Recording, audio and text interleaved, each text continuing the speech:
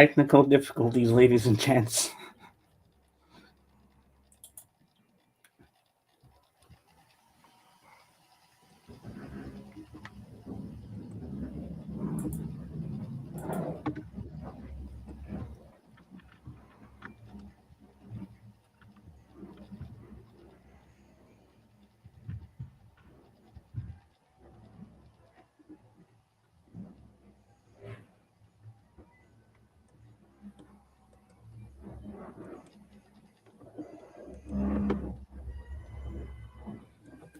Sorry, guys, we're just having some technical difficulties. We're going to do something different to start the show. Hi, Lauren.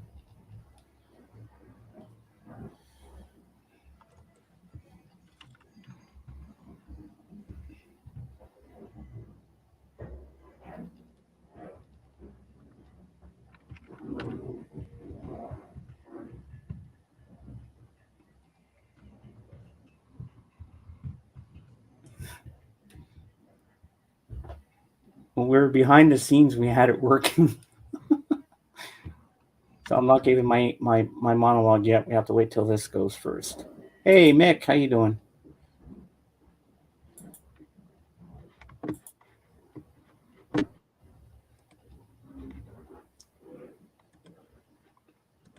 Good morning, everybody. Hello. You need the Bond theme. I can spin my vinyl.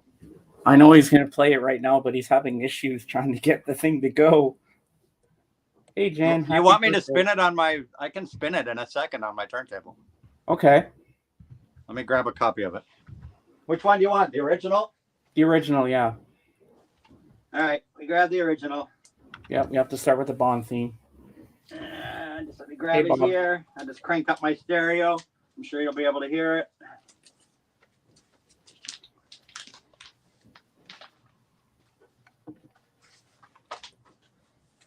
All right, let's throw it on the turntable.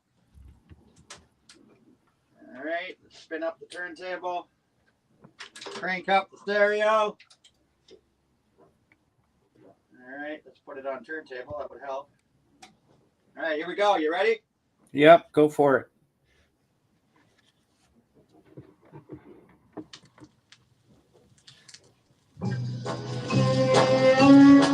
Perfect.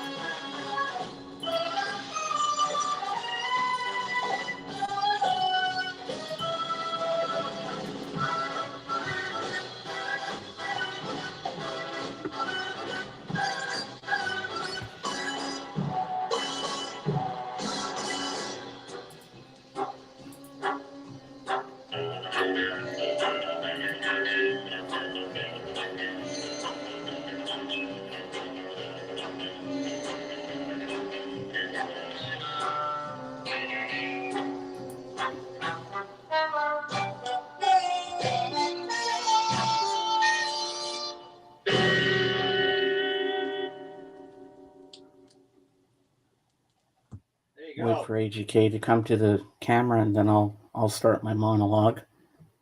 So that was from that particular pressing was from this disc here. Nice. This is the 10th anniversary James Bond album Super Pack. It was a 2 LP comp. As you can see, it's got my initials on here, AGK. Cool. 1972. So that Wow. is when I bought this record. I used to initial all my records and put the date that I bought the record. It was my first, this particular album right here, this very one I'm holding, was my very first James Bond record album. Cool. It was a 2 LP comp, basically going up to the end of Diamonds Are Forever, the Connery era. Nice. And this is my original pressing that I bought at the Hudson Bay store, Nice. the record department. My very first long play record I ever owned in my entire life. And it's still in, as you can hear, it's still in gorgeous condition. There you go. Well, hello, cats and kittens. We're live with another Sunday Fun Day. Today is 60 years of James Bond, and I'm your host. My name is Bond, James Bond, and with me is my quartermaster, Q, and he's going to show us some gadgets today. He's going to give me some new gadgets to play around with, and we have the name's K, AGK. He's going to be showing us some Bond stuff today, and today's Lots of Mrs. Bond Hop. stuff. Yep, and Jen, Mrs. Hop Frog, it's her birthday today, so Miss Piggy will be in a little later to sing happy birthday to you, and we're going to be welcoming a new permanent member of the panel later, Caitlin Stoddard. She'll be with us a little later, and she'll be a permanent resident of my panel because she's got a great knowledge of music. So I told her last Sunday, you're part of the panel for good. So let's get this party started, and I'm going to show you my Bond films. So you can make me big, please. So as we start, we always have to start with this one. We got Dr. No with the lovely Ursula Andress.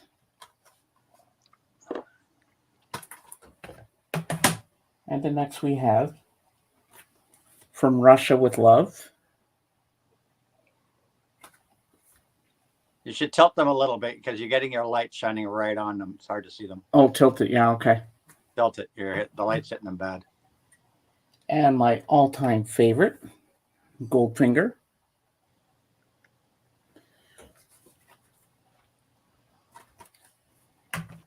And next we have the most gorgeous Bond girl ever, to me anyway. Oh, Domino. She is a hot-looking Bond girl. Do you agree? Yeah, she's actually my favorite Bond girl too. Oh, she's gorgeous. Then we She have. unfortunately passed away not too long ago. Oh yeah, you only live twice, or so they say.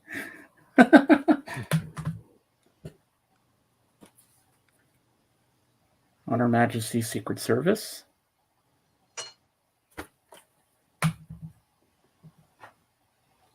James, how do we get those diamonds down from up there? Diamonds are forever.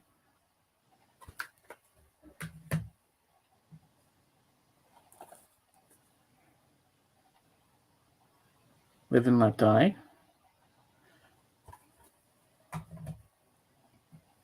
He's the man with the golden gun. Which they should have used the Alice Cooper theme instead of the crappy Lulu theme.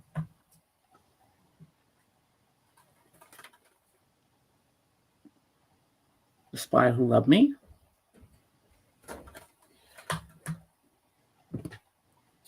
I watched this one again last night. Get myself all pumped up for today. Moonraker.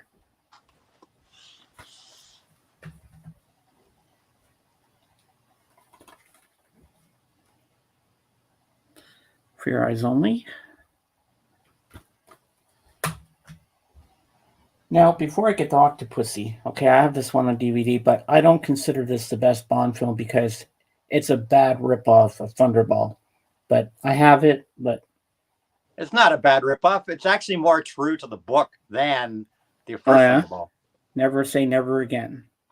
Love that film. It's all right. And then we go to Octopussy. I'll show you a version of Never Say Never Again that I got. That all right. They had all the music dubbed out of the version you showed, and they had actual proper Bond music dubbed into it. Okay, I'm going to say a line from this film. I'm going to start the line, but you'll know what it is. And Anthony, you finish the line. What a view. Go on. To a Kill. That's right. There we go. I watched this one last night too. Mr. St. John Smythe. And we have The Living Daylights. I love this movie. Yeah, but unfortunately, the guy that played St. John Smythe, that French actor, whoever or whatever he was, he couldn't act his way out of a paper bag. I know. Unfortunate. His acting in that film was horrendous. Then we have License to Kill. I like Timothy Dalton. He was good. And then we Yeah, it's have too bad. Yeah, he would have continued if it wasn't for the legal case against United Artists that stopped the whole franchise for 6 years. Golden Eye. You're like Boys with Toys. Tomorrow Never Knows. Or Tomorrow Never Dies, sorry. For shame. For shame, I had a little slip up there. That's okay, you know. For shame. The host is allowed to make mistakes. The world is not enough. And I like his line in here. And I thought Christmas only came once a year.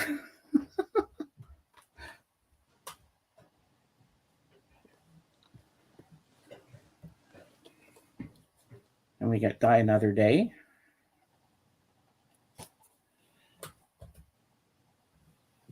And then we get into the Daniel Craig era now. Casino Royale. The era, I'm glad, is over. Quantum of Solace, the shortest Bond film ever. I thought Goldfinger was. Nope. They're very Skyfall. close. They're very close.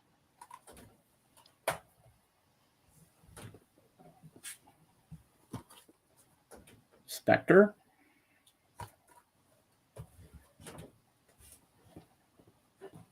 And last but not least, No Time to Die. You only missed two things. What? I'll get to them when I show my stuff. Okay. I'm Hey, not going to Remus. show every film because you just did that, but I did pull. I ripped my closet apart this morning Oh, yeah? because I literally have a closet full of James Bond stuff. Literally Wow. a closet full. That's packed away. Never mind the stuff I have out. But I did pull like all the variations of Bond that have been released over the years, just a couple samples of each. So I'll show those at some point whenever you want me to do that. I have All to go right. upstairs to do that. Okay. So, I got a Dave, bunch do you of have stuff I any... pulled out, but I wasn't gonna bring it all down here to show it because it's just too much work. So it's just like we'll go up to my bedroom, which is pretty much my Bond room, and I Mhm. can show it there. So, Dave, or Q, as I should say, do you have anything to show?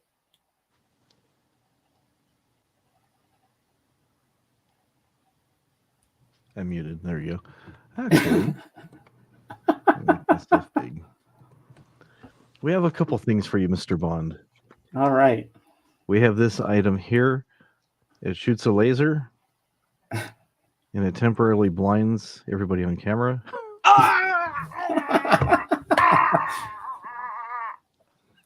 We have this, and you push in the middle, and the throwing star comes out, and it's very effective.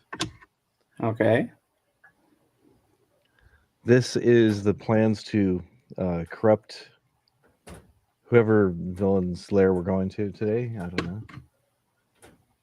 Of course, we have to have our mini spy camera. Oh, that's a must. That's a must. And this is the most important thing, Mr. Bond. This right here will delay the enemy and give you plenty of time. You just control the speed like this. You plug into their mainframe, and this actually makes them go slower than you. So you'll have cool. plenty of time. You can adjust time as much as you need with this. That'll be good for a fight.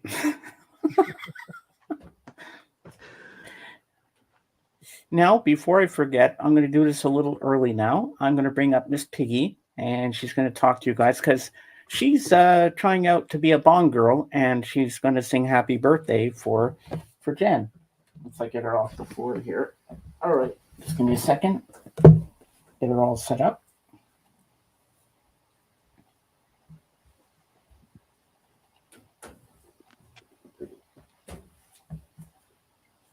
Hello, everybody. Kissy, kissy. Hello. How are you doing today? Ooh, AGK, you're looking hot, man. Wow. Well, I have to tell you, I'm going to try out to be a Bond girl. Do you think I'm pretty for that? What do you think, boys? Do you think I'm pretty? I want to be Absolutely. I want to be James Bond's lover. Yes, in the movie, and I want to carry a gun too, and I want to do all the James Bond stunts, and yeah, I want to be a woman of action. You know, you would be good in Miss Piggy. You would be good in You Only Live Twice, because I remember Sean Connery waiting for his bride to show up that he had to marry in the little Japanese village, and he turned and looked at his partner there and say, "Yeah, I know, she's got a face like a pig." Watch it! I'll knock you into next week. Miss Piggy, behave yourself. Oh, sorry, James. I just got a little carried away there, 007.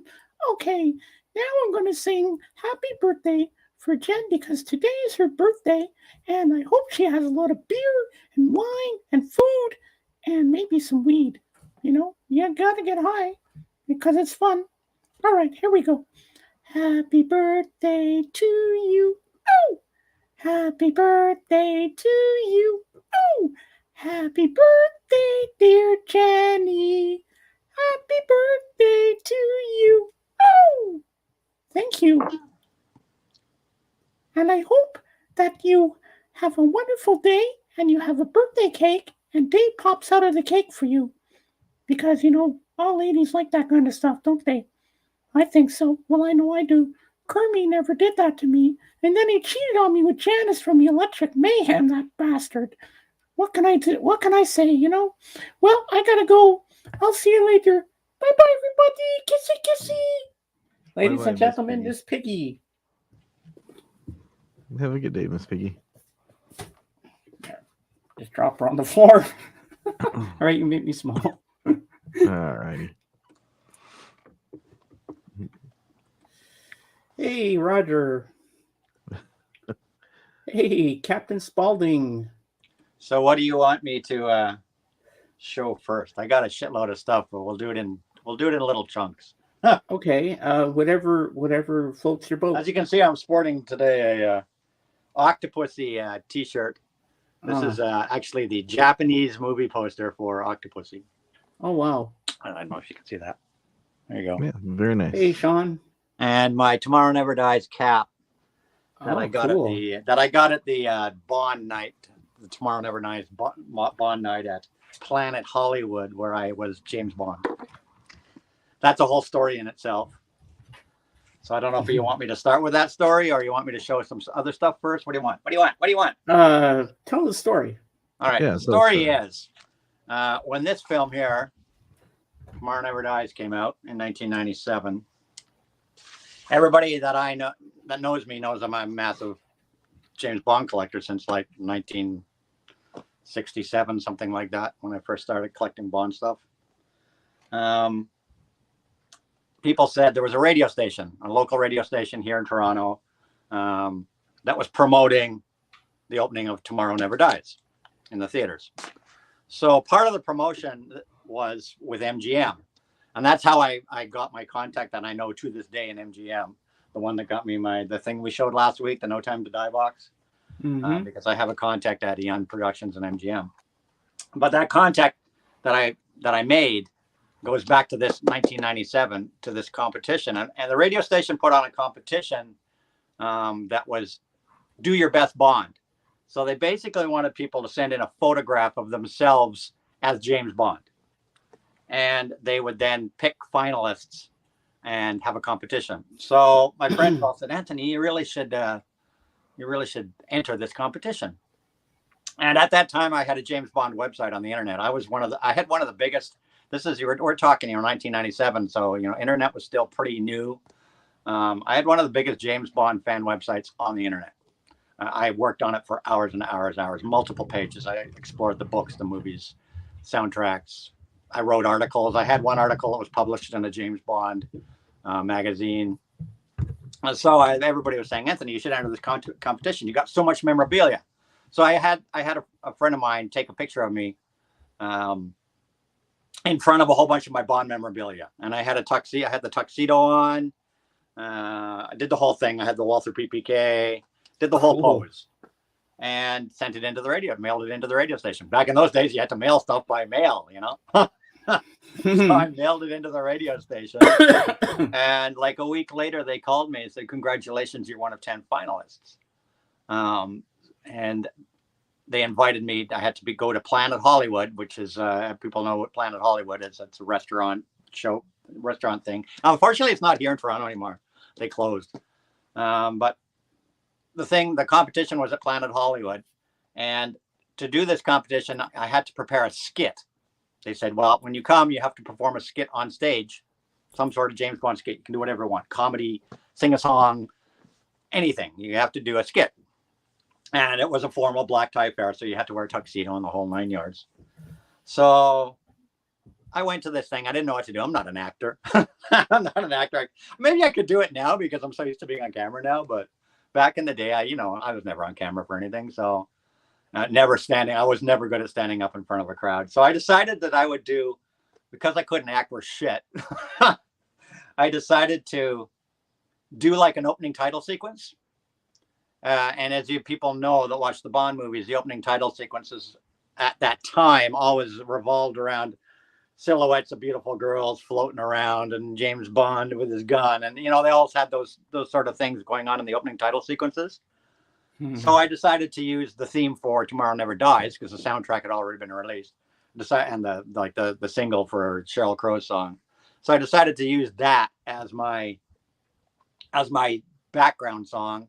And when I went to this competition, of course, I dressed in a tuxedo, and I had two Bond girls. I had two girlfriends of mine, model friends of mine, one on each arm, that were my Bond girls. So I went to this competition with a gorgeous girl on each arm. And when I got to Planet Hollywood, they, as soon as I walked through the door, they addressed me as Mr. Bond. As soon as I got to like the hostess that sits you at the tables, in the restaurants, she was like, "Good evening, Mr. Bond. We have a table for you." And we also, and there was a waiter standing there with a tray, and we go, "Here's your martini, shaken, not stirred." And so they gave me a martini as soon as I got in there. I drank martinis all night. I was so wasted by the end of the night. It's not funny. Because they were giving like free food, free martinis. So they addressed me as Mr. Bond the entire night. And I met all the other 10 contestants. The guy that won could have been Pierce Brosnan's double. He was the splitting image. But everybody was kind of winners. The grand prize guy got a Rolex watch. So that's a pretty damn good prize. But we all got a whole bunch of stuff, which I can show some of the stuff we got. This hat being one of them. So I did this thing on stage where the music played, and I had my Walther PPK, and I was doing all these classic Bond poses while my two Bond women danced seductively around me. They were like kissing me and wandering around me, doing all this stuff with their hands and arms, It was so yeah, it was a lot of fun. And it was Mr. Bond for the whole night. The whole place was done up with James Bond memorabilia. And it's unfortunate Planet Hollywood is not there anymore, because there was my picture was on the wall of Planet. They took a picture of the group of Bonds, and it was on the wall of Planet Hollywood for years and years. And I do have stills from that MGM took pictures of everybody. Cool. And I do actually have a few pictures of that night here. Let me see. So here's a very young AGK. Well, not very young, but what was I? This is 20 years ago. Here's AGK in the middle of his performance as Bond in Hollywood with his Walther PPK being all badass. There's AGK in the middle of his performance. Here's another shot of AGK with his Bond girls dancing around him. Yes, that's me. God. That's me. Wow. That's Bond. AGK Bond. And then here's a couple of shots of all of the people. I'm up, I'll put my finger above my head here. The guy that won is the guy on the on this side. The guy at the very far. And as you can see, I'm right there below my finger there. Yeah. There's all the Bonds. Notice this guy's holding a bra. The winner's holding a bra off of his Walter PPK. You can see he looked like Pierce Brosnan. Yeah, he These did. were all the Bonds, and as you can see, there's Planet Hollywood up behind. So that's my night as James Bond, Wow. promoted by MGM, and it was a thrill because it was exactly 30 years that I'd been collecting Bonds. So after being a fan for 30 years, to be involved in something like this was like probably one of my best moments of my entire life. It really was. Yeah, I don't think I've ever topped that. And so they gave me movie posters, soundtrack albums, a shirt, a Tomorrow Never Dies shirt, which I almost put on today, but I put the hat on instead. Soundtracks, and this press kit, which is super rare because it's a press kit. And of course, a invitation to the Canadian premiere of Bond. And at the Canadian premiere, which was held at the Eglinton Theatre in Toronto, I met the director of the movie. I met Pierce Brosnan, and I met Terry Hatcher, because those three people were all at the film, Nice. at the premiere. And when we went to the theater, I had to wear a tuxedo again. They served us champagne, but they had a roped off section for us to all watch the movie. So I got to see the Canadian premiere. And as you can see by this here, right here, this is my Ooh. invitation to the Nice. Canadian Ooh, premiere. very If cool. you open it up here, you'll see. Oh, wow. Hmm. Jack Astor's. I remember that bar. Monday, December, what was it? 15th, Monday, December 15th, 9 1997. p.m., 10 p.m., Eglinton Avenue. You and a guest are invited to attend the screening of, sponsored by Smirnoff. So there you go. That's my Did you bring a official guest? invitation. Did you have a That's guest like- with you? That's like way cool. Invitation to a premiere. Yeah. Way cool. And then this is a press kit, which included so a lot cool. of 35 millimeter slides. And they're just Ooh. they're just prints from the film. Oh, wow. They're scenes from the film on slide, 35 millimeter slide. Whoops, I dropped one on the floor here. Hold on. Little United Artists things, you see. Nice. Can we see even? If I hold it up, can we see what this frame is? It's upside down. What's this frame from the movie? It's upside down. Oh, okay. There you go. Oh, that's Michelle Yeoh. Yeah. There you go. So as you can see, they're frames from him. There's the business card of my contact, who's been my friend in contact now for like 25 years. Wow. And then, of course, these were the notes that radio stations would get, that talked about the film. There was actually a book here, a book of everything you wanted to know about the film, everything you wanted to know about the film, and the Cool. entire film series. And this was all produced by Eon Productions and MGM. So it's a press kit, it's a press kit. And there's even some. I forgot that this is in here. I haven't pulled this out in a long time. There's a little envelope thing here. Ooh. And in here is a bunch of stills. Black and wow. white stills.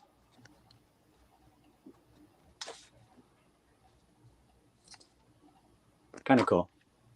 Nice. A whole bunch of them, as you can see, a whole whack of stills. Love Glossy. I should frame this one. it. Glossy. You should have Pierce autograph that one for you. I have Pierce's autograph somewhere around here. It's in my autograph book. I have an autograph book upstairs that I keep autographs from famous people in. Because I go to a lot of Fan Expo events, and I get a lot of autographs from everybody under the sun. Star Trek autographs and everything. Nice. I get autographs every year. I got some of the autographs on my wall. Some of the autographs are on my wall. And Richard Dean Anderson from Stargate's over there. Mark Hamill from Star Wars is over there. A lot of I've got a whole bunch of Doctor Who autographs over there. Various people from Doctor Who. Cool. So yeah, I got a lot of autographs all over the place. So that's the press kit. That's my story. There you go. There's my story. I have to go upstairs to show you films. I'm not All gonna, right. Because you showed your little Blu-rays there. Yep. Want me to do that now? Sure. Okay, let me do that now. I'll just take we'll do the upstairs room now, and then I'm done with it, and I can sit down and relax. So just follow me. All right. have to switch the camera around. Hold on. Bear with me. Cam. How do I do the cam thing? Settings. Camera. Front camera. Back camera. There we go. There we go. We're good. Yeah. For those that didn't see it in last week's show, there's that's an original 1960 original first print 1962 Dr. No poster. Ooh, Original first print. that's what I use for my thumbnail. And then I have these two up. I'm constantly changing these two, like every year or so I change these things around. So I basically put this one, which was the first Bond movie, and this one, which is the last Bond movie. And one day I'll change these up again because I have so many posters. So let's just go upstairs and I'll show you guys some interesting stuff. Nice. Because my bedroom is kind of my Bond room, Okay. where I try to keep all my Bond room, most of my Bond memorabilia that I have on display is in here. There's my dog. So as you can see, I ripped my closet apart. Because Oh boy, did you ever. There's a framed Octopussy poster there. Cool. My closet is full, as you can see, Wow. of memorabilia. So I pulled some out. This is an original British quad that's called a British quad. So this is a theater poster for original 1971 theater poster for Diamonds Are Forever from the UK cinemas. And that's worth a small. That's probably my most valuable poster in my whole collection. It's worth a lot of money. Over here is an art print called Lady Luck, which is, of course, Domino, Largo, and Bond at the Baccarat table. Here's an original. Here's an original from Russia with Love. Oh, that's cool. And this is the 50th anniversary Bond poster. And the deal with this was it was a competition. When it was the 50th anniversary, they had a competition on the internet for people to design a 50th anniversary Bond poster. And the winner got a prize, and their poster would be the official 50th anniversary poster. So this is somebody, I don't know who created it, but this is somebody's 50th anniversary poster. 50 years of Bond. And as you can see what they've done, they've got the Golden Girl, but on her, they've got all the names of the films. That is With so the cool. With the original fonts that were used for those films. Which goes up to, of course, Skyfall, because that was the 50th anniversary. So as you can see, all the names of the movies are on there. Yep. Up to Skyfall. I get far out on it. There you go. Beautiful. That's a gorgeous poster. And then the last thing I'll show you up here, well, a couple of things. In here, let's get the Star Wars stuff. Here's Bond cars. This one little guy here, if I get this little guy out, I've got two versions of this. This is the very first. These are all originals. This is an original first issue Corgi toys. Original first issue Corgi. Aston Martin has the working bulletproof shield, ejection seat, guns in the front. This was the first version they released of it in like 67 or 66 or something like that. This came out. Which my father gave me, and I always kept it as a prize toy. It's worth a lot of money. I know this one, last time I checked, this one I'm holding in my hand now is worth over $800. This is an original. And this one, I've got the guns popped out. I've got the bulletproof shield, so you can just click it down there. And then you push the tailpipe. There it goes. Ejection seat, you push this button on the side, and I won't do it because the thing will fly across the room. Mm-hmm. It's got the little tire saws there in the back.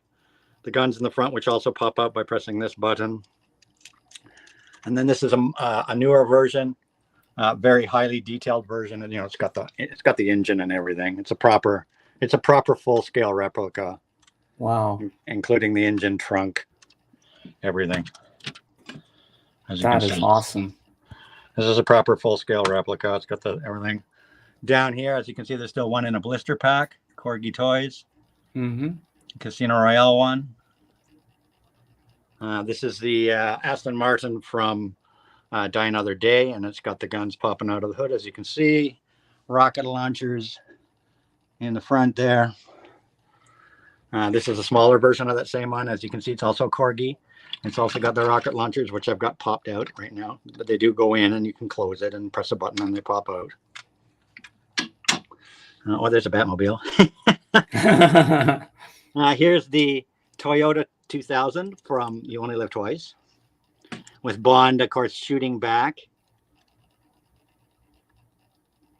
as she drives. And this one, you open the trunk, and there's little missiles. I haven't got them in there. I don't think they're in there. In there's a little trunk, and it's got spring-loaded missile launchers, which were never in the movie, but they just decided to put it in this thing. Oh, wow. Little shiny diamond headlights there. There you go. Oh, I like that. And these are all worth a lot of money because they're all original Corgis. They all sell in the hundreds of dollars now. Like there's probably a few $1,000s in these collectibles right here. So there's the little button that you press there to pop that open. There's the little sub from Spy Who Loved Me. Yeah. And the fins pop out. You push down on the thing on the top, and the fins pop out of the side, and the little propellers on the back. This is the Die Another Day. Living Daylights Aston Martin with the skis. As you can see, the skis on the rails on the side, so you can do that jump. And of course, Little Nelly here. This is also worth a lot of money. This is an original Corgi Little Nelly. Oh yeah, I love Little Nelly. And it fires the little rockets fire out of there. You press the little buttons. See the little buttons on the side there. You press those little buttons, and the rockets fire out. And then down here is the Jaguar from Die Another Day, and it's got, of course, the rockets in the doors, rockets in the front, big machine gun in the back there, as you can see, machine gun in the back that folds down inside. So that's the Jaguar from Die Another Day. I should leave that open. It looks cooler to leave it open. There you go.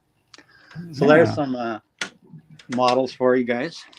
And the last thing I'll show you in this room is this is the very first James Bond ever on screen. Wow. This is 1954. Barry Nelson played James Bond, American.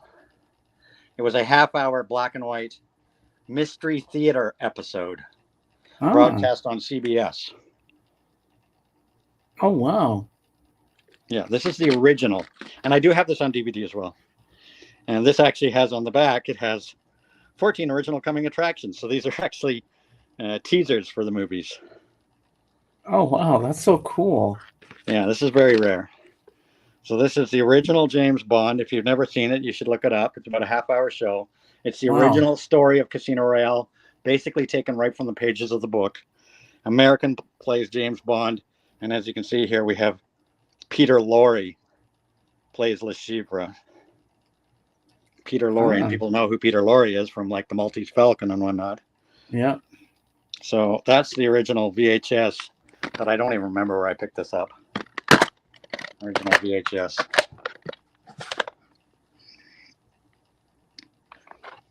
Wow. And then I'll just show one sample. This is the first time James Bond came out on VHS. They were in these boxes. So this is an original first print on VHS of Diamonds Are Forever. And these boxes slid open. They were like a drawer. Right? They were like a little drawer that slid open from the side. Mm-hmm. Like so. So that's an original first issue of Diamonds Are Forever. And I've got all of these things I'm showing you. I have every movie up until the date of whatever these came out. Wow. So That's amazing. I have multiple copies of every James Bond film. So there's an example of Diamonds Are Forever. That's from the first run, and I have everything that came out in this run. I didn't pull them all out, obviously. This is the second run where they use similar packaging, but now it was in a snap case, right? Yeah. You know, a proper snap case, as Wow. you can see. And I have every version of the films in this form. Here's a third. I think this is like the third run. Now in the little slidey jackets. And I have every film. This is when MGM, when it was MGM UA, not just before it was CBS Fox. This is when the CBS Fox United Artists. This is when MGM bought them out, so they reissued them again. So I have every film in that version. Then here's a couple first off. So this is the original first release of License to Kill on videotape. This is the original first release, and this is the last one that was released on videotape. GoldenEye. So this is the very last one they released on videotape, and as you can see, it's still sealed. Wow. Of GoldenEye on videotape. So those are various generations of videotape. Then after that, of course, came Laserdiscs.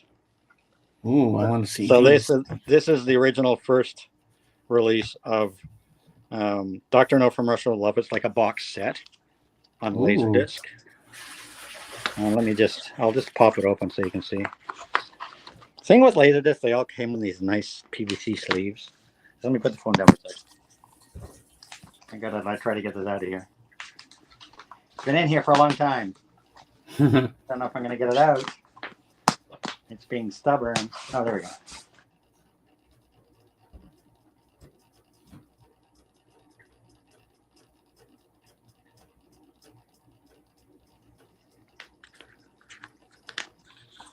And it came with this little insert thingy. And then there's all the discs. Nice. First film, second film, third film. Wow. And anybody who's never seen a Laserdisc, that's a Laserdisc. And I do have my Laserdisc player hooked up, and I can play these anytime. It's like a gigantic DVD with a big hole spindle like a 45 has in it. Ah. So that's the Laserdisc version of that one. I just pulled a couple of them out because, like I said, I'm not going to pull it. And I have every film up to whatever I think it was Tomorrow Never Dies was the last one released on Laserdisc. So I have every film up to Tomorrow Never Dies on Laserdisc. There's, for example, Thunderball. Was this a gatefold? No, just a straight up. And they all have an insert. This was two laser discs, so you can see there's. Oh no, yeah. So I just had one side, two sides, side three. Because you had to flip a laser disc. You got a maximum of 1 hour per side on a laser disc. But then they had the ones where you don't have to flip it. Well, they had players where you didn't have to flip it. Yeah. The player would automatically change to a different pickup on the other side. But those were very last generation Laserdisc players. There's a sample of Spy Love Me. I just picked some random ones. There's a sample of Moonraker. Oh, I like that cover for Moonraker. Yeah, it's cool, huh? All of these were double laser discs, as you can see. Side 3, side 2. You got the chapters there. There's Never Say Never Again. Yep.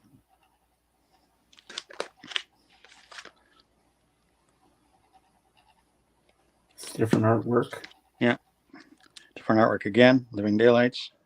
A bunch Always were like released. that A bunch cover. were released with this kind of artwork. See, For Your Eyes Only. Yeah. I didn't pull them all out. I just pulled a few out. That's Octopussy. GoldenEye. Nice. And Tomorrow Never Dies, which was given. This was given to me by MGM. My contact Oh, in wow. it because at that time MGM still contacts me. They give me all sorts of stuff all the time now, as you saw with the No Time to Die box. Yeah. So that's that, and then the last thing I'll show you. I'm not going to pull them out because there's too many. These are all original first prints of the Bond posters. Ooh. These are worth a fortune. There's probably $10,000 worth of posters here. Wow.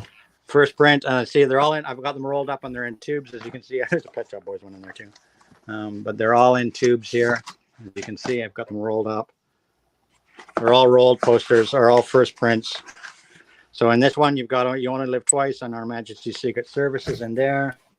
This one, we've got GoldenEye ×2, meaning there's a teaser poster and the film poster. Tomorrow Never Dies ×3. So there's the international poster, the North American poster, and the teaser poster. World is Not Enough ×3. International poster, North American poster, teaser poster. Same idea with Die Another Day. International poster, North American, so on. Casino Royale, same idea. Teasers and different posters from different countries. And here's Quantum of Solace ×3, as you can see. So 3 different versions of the Quantum of Solace poster in that tube. And here we've got View to a Kill, 2 different versions of A View to a Kill. Living Daylights and License to Kill, 3 different versions of the License to Kill poster. And in here we've got Skyfall ×2, the Spectre poster, the No Time to Die. Another different No Time to Die. I think the teaser's in here right now. And I got more posters in the cupboard. I got more posters in the cupboard. That was just some of them. And as you can see, they're all just rolled up in here. As you can see, they're rolled up in there. Wow. So I've got multiple posters, as you can see, rolled up in there. You're sitting on a gold mine there, my friend. Yeah. My Bond collection is worth a lot. Can I open that? I won't. Oh yeah, it opens. I won't try open it. It's pretty well. So there's some stuff. There's some stuff I pulled, and I've got tons more. And of course, the Funkos are up there. Where's the front? There's Sean Connery in the Aston Martin, and there's a whole bunch of Funkos up there. Where are we? There we are. There's Ursula Andress, Honey Rider, Jaws. That's Roger Moore, James Bond. What's this one? Blofeld with his cat. There's the Golden Girl, so she's gold. Yeah, Odd Job. And then Connery Bond over there. There's Connery Bond. That is so cool. So that's everything up here that I'm going to show. Nice. The rest of my stuff's in the basement. Cool. Oh yeah, I got a closet full of stuff, man. A closet full. I just pulled out bits and pieces. And he's got the novels too, boys and girls. Yeah, well, we'll take a break from me showing stuff so you guys can talk. Yeah, and then we'll get into some more memorabilia after. Okay, we got the... It's in memorabilia. I'll show you soundtrack books and memorabilia after. Okay, now I'm going to ask a question to everybody. What is your all-time favorite pre-title sequence in any Bond film?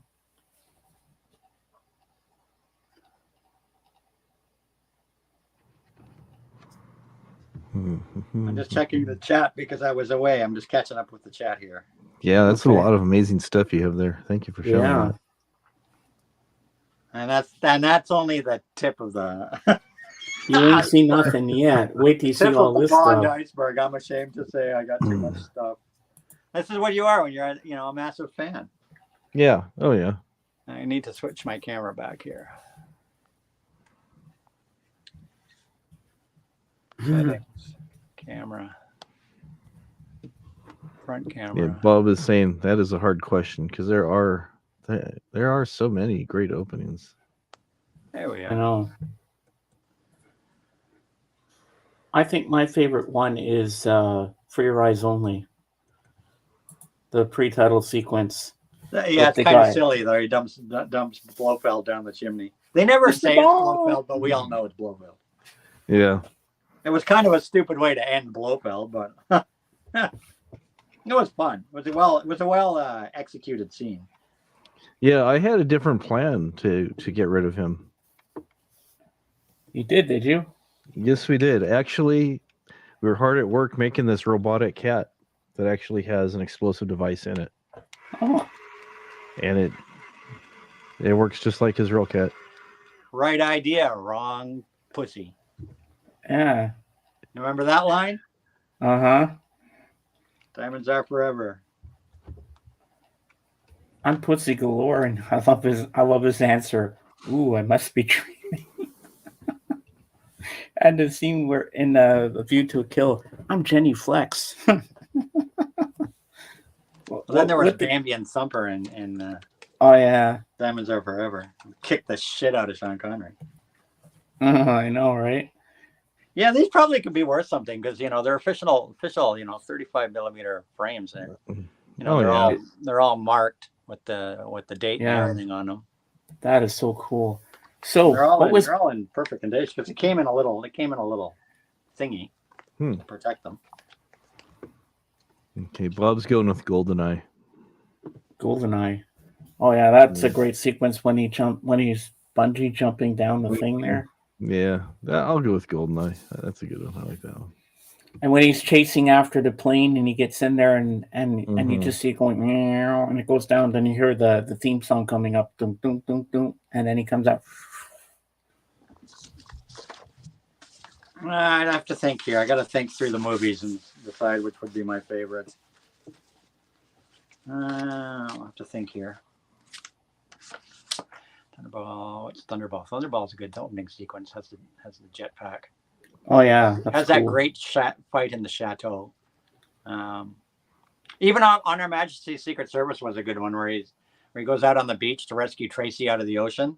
Yeah. And when he gets back to the car, it was a direct salute to Sean Connery because George Lazenby looks back from the Aston Martin right before the music plays, and he goes, "This never happened to the other fella," meaning this never happened to Sean Connery, where he lost the girl.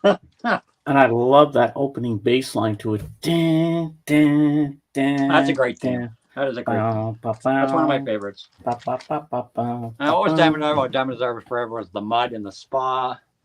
Live and Let Die was the girl. Oh, yeah, she was good too. Let's see. I'm just mentally going through all the opening sequences in my head. Moonraker, Octopussy. I don't know. What would I pick as my favorite opening sequence? I don't know. Thunderball, just because it's my favorite film, probably would be my favorite opening sequence. That fight in the chateau, that with all the sped up speed camera action to make it look like it was over the top. But there's been some great ones. I mean, the Spider Love Me opening was great with the jump off the cliff. Oh yeah, I love that. I one even too. like the A View to Kill one in the Iceland with the ski. Once again, it's a ski sequence. Yeah. Helicopter and the submarine, iceberg submarine. And what was Moonraker's opening sequence? Oh, that was the one. That was a good stunt. Yeah, the parachute with Parachuting out of Jaws. the plane. That was a good stunt. Yeah. Or the Octopussy, even with that little mini jet, which became famous with that film. Nobody ever seen one of those things, and then everybody the company that made that little personal jet got so many orders after that movie premiered. Everybody wanted a copy because it was a real jet. It was it was a brand new thing. It was a little the only rich could afford thing, but it was a real deal. That little I think it was called an Aerostar or something. And apparently the company after that film premiere got all sorts of orders from these rich people wanting one of those things. I'm surprised you don't have a model of that little plane. I do have some more stuff. We're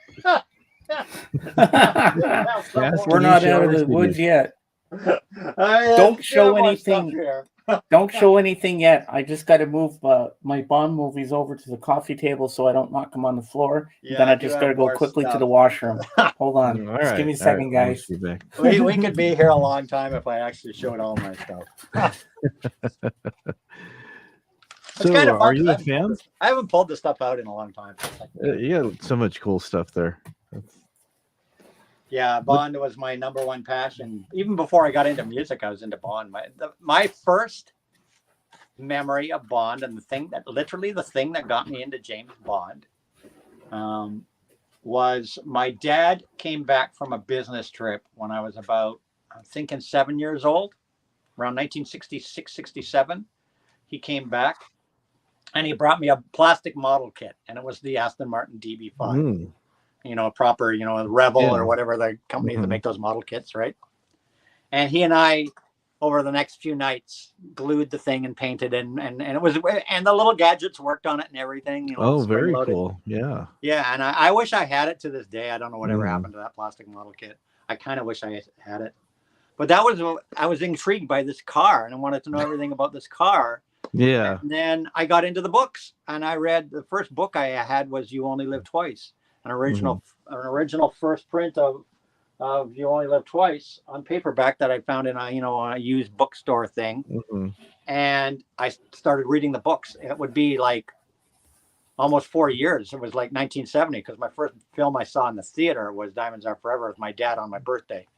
Oh, Because nice. my birthday is January 3rd, so a lot of Bond films are released at Christmas. Mhm. And that became a thing for me. It was like the only thing that me and my dad really ever did. My dad and I weren't super close. Like I didn't play sports. He didn't, do sports with me or anything. Mhm. But one thing that we always did is, up until he died, he and I went to every James Bond film in the theater together. I never went with anybody else. I Wow. So you always went bonded over Bond. we bonded over Bond, and that became a thing. If it was the summer, we went together in the summer. If it was at around Christmas, he'd always go on my Mhm. birthday, because half Mhm. the films released at Christmas, half in the summer, and we went to every film. And right after I saw Diamonds Are Forever, there was a local, what they call repertory theaters that show old films. Mhm. Yes. There was a triple bill of Dr. No, From Russia with Love, and Goldfinger one night, and my Wow. dad and I went and we saw all three of those. Then there was a double bill of Thunderball and You Only Live Twice, so I got to see those. And then Mhm. they said there was a one-off showing of On Her Majesty's Secret Service. So I've been blessed to see every single Bond film released on the big screen Wow, that is with so my cool. father up until Yeah. Quantum of Solace, when he passed away after Quantum of Solace. I only saw And since then, I've been going with my daughter. I've Mhm. passed the tradition to my Keeping the daughter, tradition and she's going. come with That's me now to every Bond film. oh cool. I've Oh, only it's- seen from License to Kill onwards in the theater. Oh yeah, Moonraker, and then onwards from there. And you know what? While I was in the bathroom, I was thinking of the scene from Goldeneye with Boris. I am invincible. Remember, he kept clicking the pen, and then all of a sudden, Yeah. he blew And then he was himself frozen. up. Yeah, one thing I tell people that there's a lot of people that don't know James Bond, and I'll hand them a soda. I go, "Here's a soda for you, James Bond style." I go, "What's that mean?" Shaken, not stirred, of course. But I don't really shake it up. That would be just Yeah, it would be. But oh my God, I got so much stuff, man. It's crazy. So many stories. I collect everything under the sun. Everything under the sun. The novels, I've read every single novel. Except there's actually two novels there that I haven't had time to read, like the two newest ones. I haven't had time to read them yet. I need to pull them out, maybe over Christmas break or something. I'll sit down and just read them, because they're the only two I haven't read out of, I don't know how many Bond novels are there. 30, Coming 40. soon from MGM, the new movie No Time to Read, No Time starring to Read. AGK. I mean, look at all the stuff I'm doing all the time. Like reading, the simple thing is just reading a book is really hard for me. Between gaming, listening to music, making content for channels, working. Well, I'm not working right now because of my long COVID, but just taking care of just everything. I just don't get time to never just enough sit down hours, and read yeah. a book. Just time to sit down and read a book. I need to make time. So, out of all the Bond films, which would you say follows the original novel the closest out of all of them? I know they do take liberties and stuff, but Yeah, they took a lot of liberty. The earlier ones, for sure, did follow pretty good, because Ian Fleming was on set, and up until 1964 he oversaw. So Dr. No, though Dr. No, there was a lot of changes because there was no toppling of American missile rockets. But Dr. No did have the island with the dragon and all that, which was, I did have the underground thing. But, From Russia with Love was pretty damn close. From Russia with Love was very close. Thunderball was pretty close. Goldfinger there was some changes in Goldfinger, because it wasn't Fort Knox. It was I'm trying to remember what it was. The British. I think it's been so long since I read the book. I think it was like the British Gold Reserve or something. It wasn't Fort Knox. Okay. but the characters are all there. And even though the books have strayed off of the plot, they've used tidbits of the plot, and they've always used like whatever the Bond girl was. They've used whoever the villain was, used the villain. Mm-hmm. Like Octopussy was taken from a short story.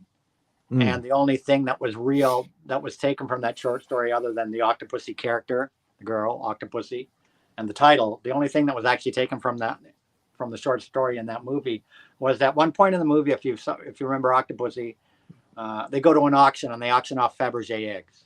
Mm-hmm. That was the only thing taken from the story. Oh, wow. That auction with the Fabergé eggs. Everything else was invented. That's Wow. amazing. They were able to make a movie that long just from a short story. They had just limited material to Well, I work mean, with, yeah. For Your Eyes Only was a short story. Mm-hmm. Where's my books here? Because there were the last couple novels that were released from Fleming were a collection of his short stories. Because Fleming died in 1964. So let me find it here. Give me a sec. Where's For Your Eyes Only? For Your Eyes Only. Where are you hiding?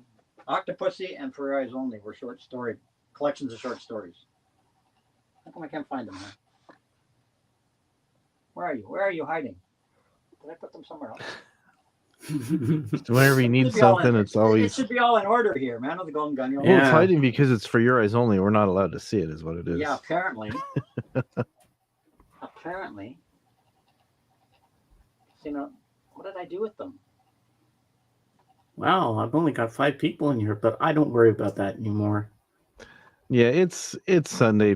Sometimes people hear, and the other times people are doing stuff. It fluctuates, but it keeps going. There'll be more people. Yeah. Oh yeah, there's a bunch of people earlier. When I first started out, I used to let it bother me because I didn't think they liked me, but I know I know everybody likes me, so I don't have to worry about it. And the time is kind of a thing too, because like where I'm at here, it's 10 o'clock and there's still a lot of people sleeping in or going to church or doing whatever they're doing and stuff. Oh, they're probably down here, aren't they? Somewhere here. Oh, there they are. I don't know why they're not up with my other novels. That's rather stupid of Anthony. That is rather stupid of Anthony. Yeah, maybe you're reading them and just stuck them back there, or your daughter was reading them, or somebody. No, it would have been me then. Okay, so there's an original. Okay, make you big. First print of For Your Eyes Only. And look at the big cost of this paperback. Oh my God. Cents. Wow. 60 cents. Wow. And you see, For Your Eyes Only was 5 short stories. And they were From a View to a Kill, from page 7 to page 38. So wow, that's a View to a Kill. Yeah. For Your Eyes Only, page 38 to 84. Wow. Quantum of Solace, page 84 to 109. So they're just short stories. Oh, wow. Recisko, which was incorporated with the Hildebrand Rarity for Octopussy. Oh, okay. No, not for Octopussy. Living Daylights, I think it was. Living Daylights. Yeah, these were blended together. I think it was for Living Daylights.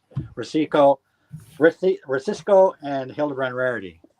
And then the book Octopussy had 3 short stories. And this was released posthumously after Ian Fleming died. And it had Property of a Lady. Octopussy, where they took the name of the character. Mm-hmm. Property of Lady was the Fabergé egg. Mm-hmm. So they were combined into one movie, and then the Living Daylights. Living Daylights. So 3 short stories. So I guess it wasn't the 3. I can't remember what Recisko and that other one were from. I have to look it up. There is notes somewhere on it. So yeah, those were a lot of short stories. The first Bond story period ever released was a short story, Mm-hmm. and it was released in Playboy magazine. Oh wow. It was released in Playboy magazine, the very first issue of Playboy magazine, the one Hey, with Dusty. Marilyn Monroe as the centerfold. Yeah, I love you too. Short story was the first Bond thing was a short story in Playboy magazine, which was then followed by the first book, which was Casino Royale. Mm-hmm. So that's some more useless information. Okay, AGK, we're going to act out a scene from Goldfinger. Do you expect me to talk, Mr. Goldfinger? No, Mr. Bond, I expect you to die. I like that part. Was that when they actually invented the laser? Pretty much a lot of stuff in Bond films was prototype, like it was all cutting edge shit right up to today. They always show stuff in Bond films that things that come to be. Like in Live and Let Die, he's got the digital watch on his hand with the red LED, the red digital watches that came out in the 70s. Live and Let Die, that was the first time I'd ever seen a digital watch. And shortly after that, of course, everybody was buying those little digital watches. But yeah, a lot of stuff that came to be from Bond films was all prototype gadgets. Oh, and Die Another Day. You know what scene makes me laugh? And I remember the audience cracking up when Madonna's watching Bond and the what's his face there? I forget his name, the bad guy. And they're fencing, they're going crazy. Remember they went a little overboard? I think the overboard scene in Die Another Day was surfing Bond with the Beach Boys song and the and that poor CGI ocean behind him while he's balancing. Bob, that's from Austin Powers. That's not. No, think about it. Think about it. He parachutes down or whatever it is, and they got the big wave behind him. It was really badly done CGI. Hey, Christopher. And then they play Beach Boys, Surfing USA or whatever during the sequence. Mm-hmm.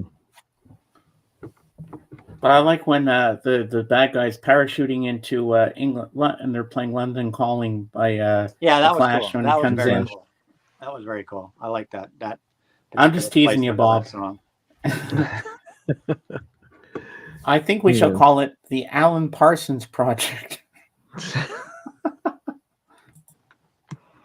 We'll be back in a sec. All right. Okay. Go check on my daughter. All right. He'll be right back. So yeah. This is a great stream so far. Where the hell is Caitlin? So far, it's going pretty well. Yeah, we're missing our other permanent panel member. Yeah, they'll probably be. But see, if I added her to do co-hosting duties, I'd have to pay extra. So I'm just keeping you as that part. Okay, either way. But she'll be on the camera with us. Okay. She gets confused at that stuff, but I love her knowledge of music. That's why I want her permanent with us. Yeah. So it's the three of us. How many James Bond, I can't even talk this morning. How many James Bond movies have they remade? Like, I know Casino Royale was one, and there's two other ones, I believe, maybe more than that are escaping me. It was just Casino Royale that was remade. Was it? Okay. Yeah, because they had that one where there's different James Bonds in it, like Peter Sellers and. Okay, because I don't think I've seen all of that one. Spectre, I thought. Maybe I'm wrong. No, I don't think Spectre was remade. No, they just made I think that was just a made-up film for the time because they wanted a new plot. Okay. So they had the Spectre thing, and they went with that and all that kind of stuff. Yeah, now, some of the special effects that they had back then to compare to what we have now, it's pretty amazing. Especially the scene where they have the big battle in Dr. No. And Dr. No, his radioactive helmet looks like a big plastic tub stuffed over his head. It's like a round cylinder. And it didn't take anything away from the movie, but just there's two. Three things. Okay, the pre-title sequence to Moonraker. The end fight on the plane and the aerial shots of Octopussy. And then the end of the View to a Kill where he's hanging onto the rope of the blimp. I'd love to know how they did the aerial shots for those. Yeah, they probably had helicopters or something. Sometimes they have like cameras on big cranes and stuff too. It's pretty amazing. Because it's hard to tell what's real in the scene, what's not. Yeah. There's a lot of stuff that is unfortunately done using green screen and backgrounds. And so sometimes that's to kind of, always obviously to keep the actors safe. But they'll build a replica of whatever they're using, and then they'll have a background, and then later they'll go and they'll edit it so it looks like they're doing it. And they'll have stunt people hanging on like the blimp from Yeah. a far away shot. Then a close up shot, they might have like a piece of PVC pipe that he's hanging on to or Yeah. something. And when actors, when they show people like hanging on helicopters and stuff, they usually have like a big piece of tubing they're hanging on, and they're just a couple feet above the floor, and there's a bunch of padded mats and stuff. So Is that how they do it, AGK? sort of Yeah, the most illusion. up scenes, yeah. yeah, for sure with the actors. I'd the love one to know thing how they did that was sequence they- in A View to a Kill with the blimp where he's holding on to the thing and they're up on the that's all a the big Golden set. Gate Bridge. So that was all a big set they filmed. Yeah. But then they do long shots of an actual stuntman up on the Golden Gate Bridge for long shots. Mhm. But then the fight sequence is all staged. It's all built up on the 007 soundstage in Pinewood Studios, because there is the 007 soundstage in the UK, where all that stuff was filmed on the 007 soundstage. I know you do a lot of photography stuff. Have you ever taken part in any actual motion picture work? I've done some promotional stuff for promoing films. I did a thing for the Purge movie a few years ago, because it was filmed here in Toronto. So I did a promo shoot for some of the publicity for the Purge movie. I did some work way back in the 80s on some of the promotional photography of the actors and what stuff for the Police Academy films. Okay. Oh, wow. Because they were all filmed right here in Toronto.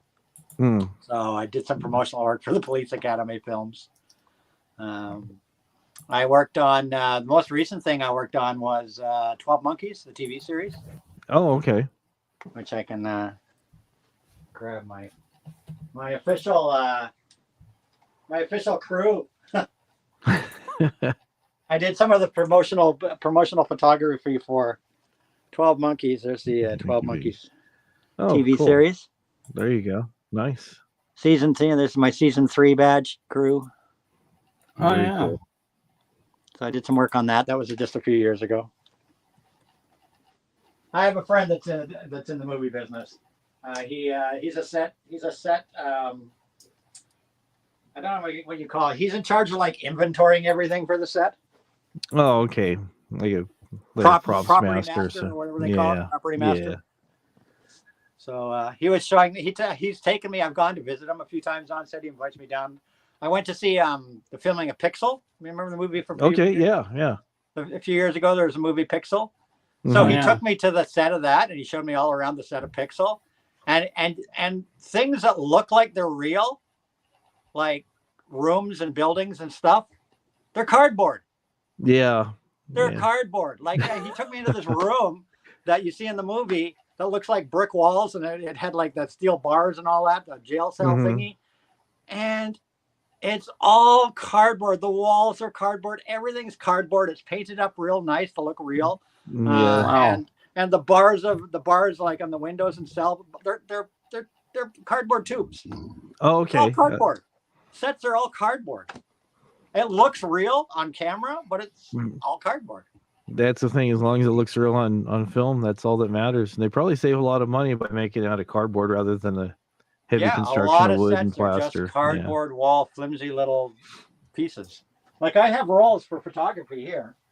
I don't know if you can see in the corner here. I have rolls here. Like to me, it looks like paper. Let me just move these out of the way. This looks like paper to me. Just looks like paper. But what's it look like to you guys on camera? Yeah, it looks like wooden planks. It looks like a does. wooden plank. So when I shoot a model in front of this, it looks like she's standing in front of a wooden wall. Mm-hmm. But it's just paper. It's just simply paper. But up close to the camera, it looks like, by the camera's eye, because the camera sees things differently, looks like a wooden planks, right? Mm-hmm. Yeah, it definitely does. And I have a brick wall there. It looks like bricks, but it's a brick wall, but it's just paper. I have all sorts of backgrounds, tons of them for shooting. So yeah, it's all the camera eye. The camera eye sees things differently than the human eye. So it's very easy to trick the camera eye Yeah. into seeing Definitely. something. And so when we see it in the theater and the movie scene, it looks real to us. But if you actually walk around these sets, you can tell right away it's all fake. You know. So, Anthony, have you seen any of the Bond films at the drive-in? Yeah.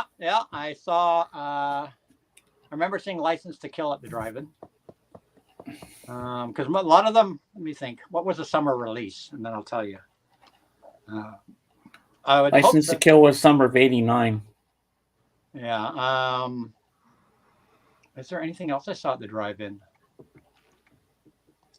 No, everything else is the Living Daylights. I saw in a theater in British Columbia. I can remember where I saw all these films. A lot of them I saw at the Eglinton Theater in Toronto. I saw Diamonds Are Forever at the Odeon. What was it called? The Odeon Capitol. It was right next to Maple Leaf Gardens. They tore it down. It was a gorgeous theater. Moonraker was in a shopping mall. Cineplex. Never Say Never was in a theater. I know License to Kill I saw at the drive-in. GoldenEye was in the theater because the GoldenEye was a winter release. Most of them were winter releases. Tomorrow Never Dies was a winter release. Most of them have all been winter releases. So I think the only one I saw in the drive-in was License to Kill. Wow. I saw it in regular theater and I saw it in the drive-in. I saw it a couple of times. Well, I saw. I tend to go to all the Bond movies twice in the theater. Oh When yeah. one comes out, I like to go twice.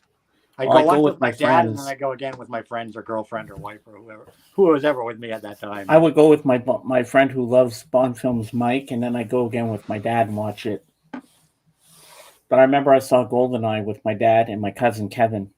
The three of us went together. Now, what I'm dying to know, because, well, I'm also a music channel as well. Can you show us the Bond soundtracks? Yeah, I can show you some Bond soundtracks. I've got them on cassette tape. I've got them on CD. I've got them on vinyl. I'll pull the vinyl copies because those are the original first ones. And then Alright. we'll see the cassettes and the CDs. I want to see it I don't know all. if I'll pull the cassettes out, but I'll pull the CDs. I can pull a couple CDs. All right, but before you show it, I gotta grab a beer. I don't want this to become Alright. the AGK. Can I grab show, a beer you know? before we show anything? I don't want to miss a thing. I don't want it to become the AGK show, man. Yeah, it's all right. It's all good. We appreciate you showing all your collection. You've been collecting for years, and we're appreciating it. We're showing appreciation. All right, well, if you guys are sure, I don't want to bore people with all this shit. Oh, man. Okay. What's this? Got too much stuff here. Hello, All these Caitlin. things are original first presses.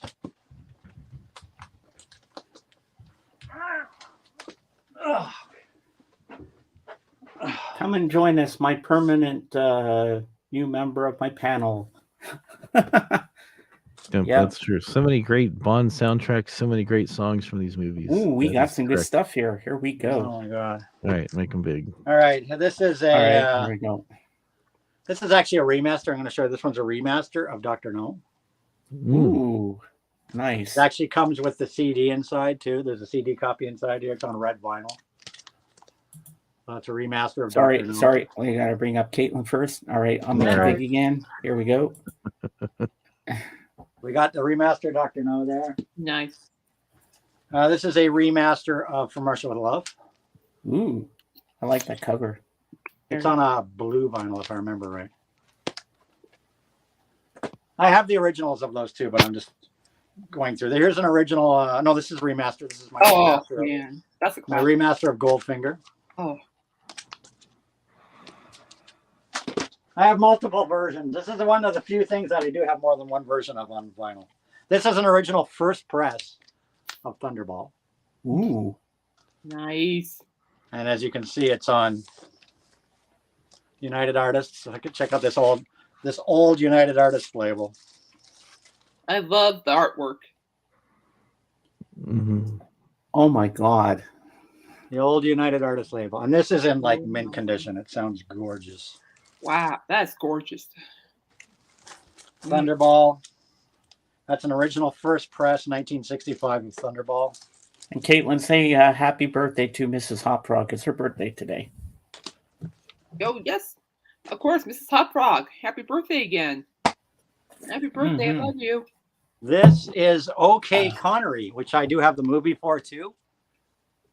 Oh So my if God. you guys have never seen this soundtrack is done by Ennio Morricone. Ooh. And this is called, you really should find this movie and watch it. It stars Neil Connery, Sean Connery's brother. Huh. And it has Daniela Bianchi, who was from Russia with Love, Adolfo Celli from Thunderball. It has Moneypennies in it, Q's in it. They basically what it is, it's a James Bond ripoff. Oh It's my an God. Italian James film. Bond. Yeah. Oh, cool. Italian film. Who directed this film? Oh, we got Blofeld now. Haha. It was here's the original poster there for it. But yeah, the music was done by Ennio Morricone. Mm. And it's fantastic. This film, as you can see, like look at these people. Yeah, that's cool. God, That's he looks like Connery's his dad. brother. That's Really? Connery's brother. I mean, he looks like his brother. Yeah, they look the same. They do. Yeah, they do. And it's a great film. It's such a fun romp. It's got everything a Bond film has in it. And it's called OK Connery. But in North America, they released it as Operation Kid Brother. Uh-huh. Operation. Kid Brother was the North American mic, but you can find this on DVD. I do have the DVD of it. It is such a fun movie. It's total Bond send up. It's everything that the early Connery films had in it. Definitely one for if you're a Bond fan, you need to see this film. OK Connery. Okay, Con. Here's what's this one? Original first press of Casino Royale. Ooh. The David Niven, Peter Sellers spoof. Of course, Bacharach and of course Dusty Springfield. Herb Albert and Tito on brass do the theme. Dusty Springfield does the Look of Love. And this is a first press. And it's on the Caitlin, it's on the change your name. dog. Change your name to Miss Moneypenny, because we all it's have on the Bond dog. names. It's on the RCA. Okay. Miss Moneypenny. How do I change the name? Go to the three dots next to your name, Oh, and okay. then click on Edit Name and put Miss I'll Moneypenny. do it for us. Okay. I got you. All right. Right. So Miss there you go. That's an Moneypenny. original first press of Casino Royale. There you go. And these are all in order. So after Thunderball came OK Connery. After OK Connery came Casino Royale. After Casino Royale came You Only Live Twice. And this is a German press. This is an original first German press. Ooh. Yeah, it's on the United Artists label. I can't remember what the label on this one looks like. Yeah, it's Liberty. It's on the Liberty label. So that's a first German press of You Only Live Twice. Hey, Victor. Here's a what is this one? Where's this one from? I feel like this is an import too. I think this is a German press of On Her Majesty's Secret Service. First German press of that, if I remember right. Diamonds Are Forever. This is our first Japanese press. Ooh. As you can see, it's got the obi on it. Oh, those Japanese press are good. Mhm. I like And it's that. got Yeah. it's got the the literature inside that they always. So have. I've heard, but I've never heard of I love Japanese press Japanese before. presses. But It's got the literature inside like they all do with Japanese things. All in Mm. Japanese. The notes are all in Japanese. Mm. So that's the original first Japanese press of Diamonds Are Forever.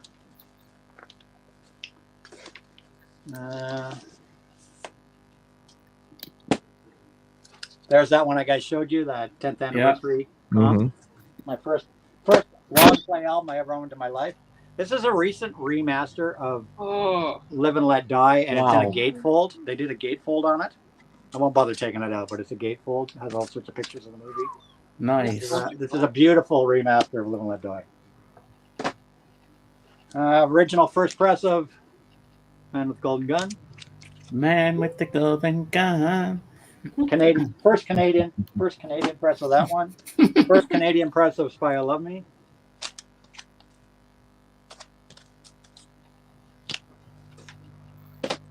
Is this German? First German press of Moonraker. Nice. I love that Ooh. movie. This is really rare. Super rare. Nice. First Canadian press of For Your Eyes Only. Nice. Octopussy. First Canadian press of Octopussy. And I think in this one, do I have a single in this one? I used to put my singles in them. I just put them inside. No single in this one. I used to, like, whenever I got the 7-inch 45, I'd just throw it inside just to keep them together. I think there's some 45s. I know the Live and Let Die on Apple Records is somewhere in there. I shoved it in.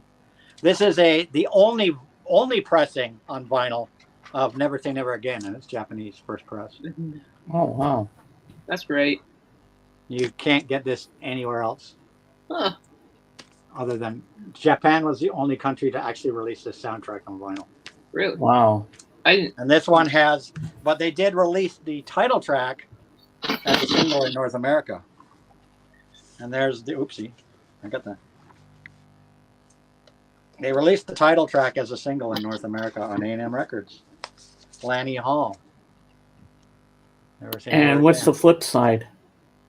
The flip side is Une chanson d'amour. Oh, okay. Okay. Never heard that By one Michael before. Legrand. Well, because Michael Legrand, a French composer, did the soundtrack for Never Say Never Again. So it's a Michel Legrand song. So very cool soundtrack. I'm going to cut you off there for a second, AJK, because we have a question Gotta put for this you away in. from Victor. Which movie had the BMW? Victor's asking. Tomorrow Never Dies. Oh, I love that BMW. Holy cow. But the fans hated it. The fans were upset that Aston Martin was dumped after so many years for BMW because they got a contract. They got a promotional contract. Tomorrow Never Dies was promotional city. There was so much product placement in Tomorrow Never Dies, it was ridiculous. Well, that And car had been in, fans were so upset that the BMW was used in Tomorrow Never Dies that they dumped the BMW and went back. As soon as they had a deal for a couple of films with BMW, and as soon as they dumped it, they went back to Aston Martin's. I mean, that car's almost a character in itself. It's been in so many movies. Oh, yeah. So An iconic. iconic character. Yeah. Next up would be A View to a Kill. And if you notice, this is like this is in the age when like Brothers in Arms came out, and everybody knows the story of Brothers in Arms, right? It was a digital album. Mhm. Oh no, it's a digital recording. Oh, my God. A View to a Kill was a completely digital recording that, digital recording then put to analog. So this is back and this is probably around the same date as Brothers in Arms. So this was when things were a big deal to be digital, right? Yeah. And I know inside this one, I've probably got the original single in this one. Here we are. Duran Duran, View to a Kill, original 7-inch. Duran. Original 7-inch. And what's the B-side? B-side of this one is, let's see. A View to a Kill, That Fatal Kiss by John Barry. So it's an instrumental, orchestral, probably John Barry orchestral version of A View to a Kill. Instrumental version. So that's View to a Kill. Then Living Daylights was the next one on vinyl. I love that cover. That is so cool with the gun Very barrel. It's one of those ones where I mean, I love this poster, but I have both versions of this poster, and the international poster was better in some ways. I mean, this is a sexy poster. It's a cool poster with the see-through dress and a nice butt and all that. But if you look at the international poster, it was modeled more like the classic posters with all sorts of action and the cars flying through the Aston Martin flying through the air and explosions and all of different things, And this one I know has the Aha single in it. There it is. Aha. And what's the flip side for that one? Uh-huh. On the flip side of this one, Living Daylights. Ooh. Hey, that's cool. Living Daylights instrumental. So it's Aha. It's the Aha Living Daylights with the words removed, basically. Ah. Kind of rare because you'll only find that on the 7-inch single. And my favorite song on there is the love song there, If There Was a Man.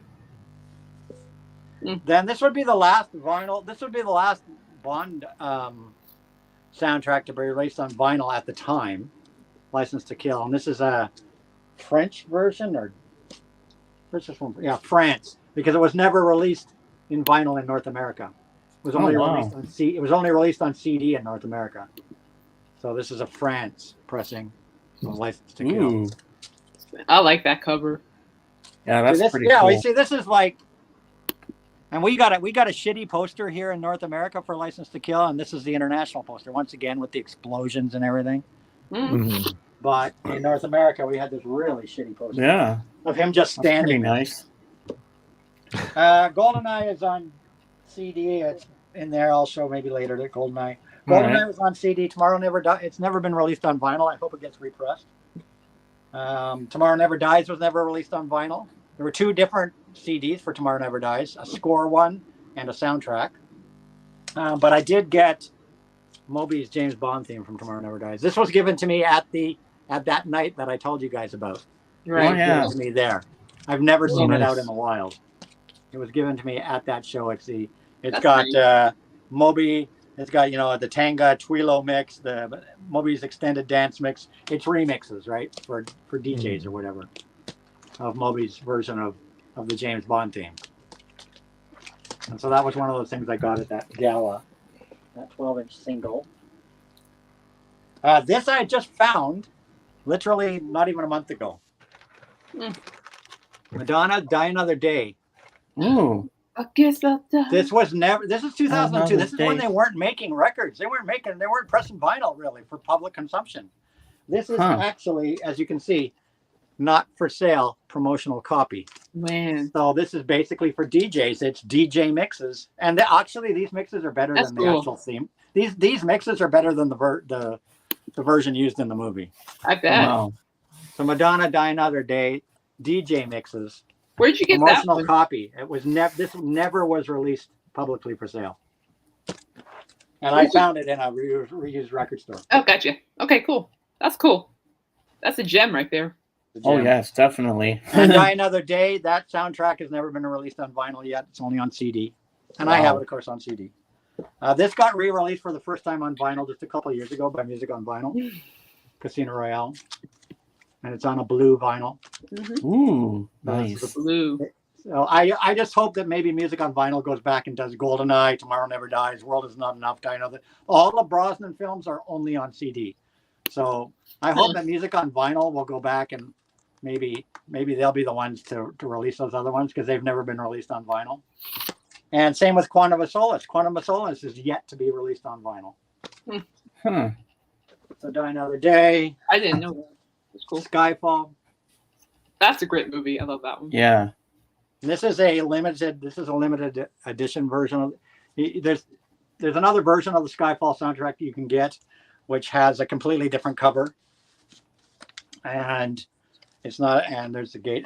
It doesn't have this. Oh, It doesn't have this Wow. pop-up gate. Oh, that's cool. yeah. That's on the cover of my Blu-ray too. It's a pop-up. Love It's it. one of those. It's one of those pop-up Oh, nice. pictures. Very Mhm. nice. Yeah. Yep. So this is limited edition. You Mm-hmm. can't find this one, and it's numbered, as you can see. I got number 319. I think there was Wow. only like 500 or something of them released. So that's kind of cool. That version Where, of Skyfall. where did you get that from? I can't remember where I ordered. I think I ordered it on Amazon or something Ah. when it came out. Then Spectre, of course. Spectre. Another good one. Yeah. Nice. But I find that Skyfall and Spectre, honestly, you can't listen to them they're not good standalone albums. They just, the music doesn't make any sense by itself. Like the other Bond soundtracks, you can listen to them and they're listenable without a film in front of you. Whereas I find that Skyfall and Spectre, who did them? Thomas Newman did them. I just find they're not good to listen to. They're just, they don't stand without the movie. Yeah. And then of course, No Time to Die, Okay. Dun, dun, dun. which is a good standalone soundtrack you can listen to outside of the movie. Totally. I like the title track by Billie Eilish. And this is a recent release. They released Best of Bond. It's 3 LPs. Ooh. It's 3 Love LPs. it. It's every single Bond theme. Nice. From all of the movies. So at least I have GoldenEye, Tomorrow Never Dies, World Is Not Enough, Die Another Day, the theme songs, and even Quantum of Solace. At least I have the theme songs on vinyl now. Well, that's cool. Hey, Zeb. That's cool. I like to have that one. That'd be cool. That one's currently available. It was released a couple years ago. Oh, And then I have all sorts of tribute albums, comps. I'm not going to pull all that shit out. I have like tribute albums, like, other artists doing Bond film music. I have a whole whack of those things. Wow. Very. So if it's Miss Bond music, Moneypenny, if it's Bond music, I buy it. I don't care who did it. There's Miss some of them are Moneypenny, good. I you some have tribute some albums Bond that stuff are to show. good and some that are horrid. yes, James. I do have something to show you. All right, we're ready Yeah. to see. All right. So I have two things. I have All right, I'll make it big. Oh, thank you You so got much. me. Oh, my head. Okay. My bubble head. Okay. So, initially it's gonna be 3 things, but I can't find it. I can tell you what it is. It is a vintage James Bond board game manual. Ooh. Yeah, I had that for a couple of years. I just can't. But you find don't it. have the board game? A board game? Yes. I can't remember what the board game's name is, but it was like a board game, and you had like cards and stuff. It was pretty cool. I didn't have the game, but for some reason I have the manual. Well, we know what the reason is, but but we have the manual. I have the manual. I just can't find it, but it's there. I promise you. When I find it, I'll show it to you guys. But in the meantime, I have something that can actually work very well. So here we go. All right. The second, I'm going to show you the best one last because that one's heavy and Okay. I mean heavy. So the first one is this book I got a couple Christmases ago, and it's right here. James Ooh. Bond. Very nice. It's the World of 007. Which one is that one? The This Secret is World. the personality character. I do Oh, yeah. actually have that one here. Is that by what's the name of the press on that one? DK? Is that produced by DK? I think so. You look on the spine. DK. DK. Oh yeah, DK. Yeah, I think I have the first press of that. It's got a different cover. Nice. I'll show it to you wow. after you show yours. I'll show you mine. You show me yours. I'll show you mine. What I like about this book is the fact that it covers like the history and all that jazz. Like what makes James Bond, and my favorite part of this book has always been the gadgets. Yeah, that's a real gadget heavy book. I love the gadgets. The history. It has of the book. expanded cutouts, the 3D cutouts of all the gadgets in there to show how they all work and everything. It's very cool. It is, and I just love the gadgets. There's just something about the Bond gadgets throughout the whole series. I mean, throughout the whole movie career of James Bond, for that matter. It's just from the shoe to the watch, the whole bunch. I know you don't like the BMW, but I kind of liked it. It makes me wish I had it. But honestly, I just want the phone that went with it because I thought that was cool. Then this one's my baby. This next one up is my baby. I got this for Christmas too, as well a couple of years ago, and it's really cool. It's heavy. I'm not gonna take it out, but I'm gonna show it to you. All right. It's a history book of James Bond of all the movie posters. Ooh. I think I have that one too. Oh yeah. I Oh, think if it's the same one as I have. I don't know, but if you Drum like roll. that- Here we go. If it's the one I have, it's spectacular. Oh, hang on. Good Lord Almighty. Here we go. Okay, I can only hold this up for a certain amount of time because, yes, Zeb, 100%. Watch it. Ugh. Yep, that's the one I have. Oh Okay, my god. this has the history of all the movie posters. Yeah, it's got Japanese, German. It's got the posters from all over the world in it. And I need to put this down because of my shoulder. Sorry. Good Lord Almighty. But I have Okay. looked at that at that book I just showed, and it's fabulous stuff. I love looking at the different posters from different countries, and Yeah. it's really amazing. Anthony, Victor's got a question. Was Man from Uncle a try at TV for Bond? Yeah, Man from Uncle, Get Smart, all those. They were America's answer to the Sean Connery phenomenon of Bond. Yeah. Everybody was scrambling to do spy shit, so they did Man from Uncle. Of course, Get Smart was a send up, Oh, and then America's answer to James Bond was Flint, Our Man Flint. yeah, I was. And like Flint and Our Man Flint, they were supposed to be. That was America's movie kind of competition to try to jump on the Sean Connery wagon. I was gonna touch on the posters here really quick too. Is that I really like the fact that I like looking at how the different cultures actually embrace Bond in a way. You know what I mean? It's like, Mm-hmm. yeah, I thought it was really a beautiful thing, really. You know, it's like for everybody who grew up watching Bond, including myself, you know, it's like, it's just a character, yes, but he also kind of signifies something else for a lot of us.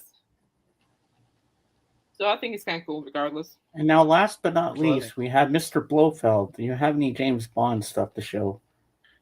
No, I don't have any. No, you don't have. You don't even have Live and Let Die or anything. You Let's want some just more stuff? You want some more stuff? Are you ready for more stuff? Yep. Yeah, do it. All right. Let me make it big.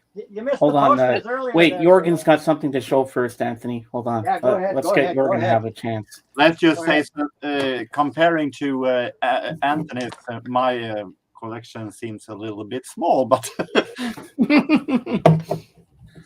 I'm starting with 7 inches, and I'm starting with Russia with Love, Ooh, nice. and this is the John Barry Orchestra instrumental only. Oh, that's cool. I like that. Rita Coolidge, Octopussy. Okay, yeah, sure. And That's the with, one I was trying to find earlier. I couldn't find it. Sheena Easton. Nice. Oh, I love her. That's a good one. Do you have the Apple Live and Let Die? I didn't pull mine out. I have Live and Let Die. Sorry, I forgot to pull it out. I know. I didn't bother pulling mine out on Apple Records. Mind blown. Ah, Pull it out later. all right. Then we have View to Kill.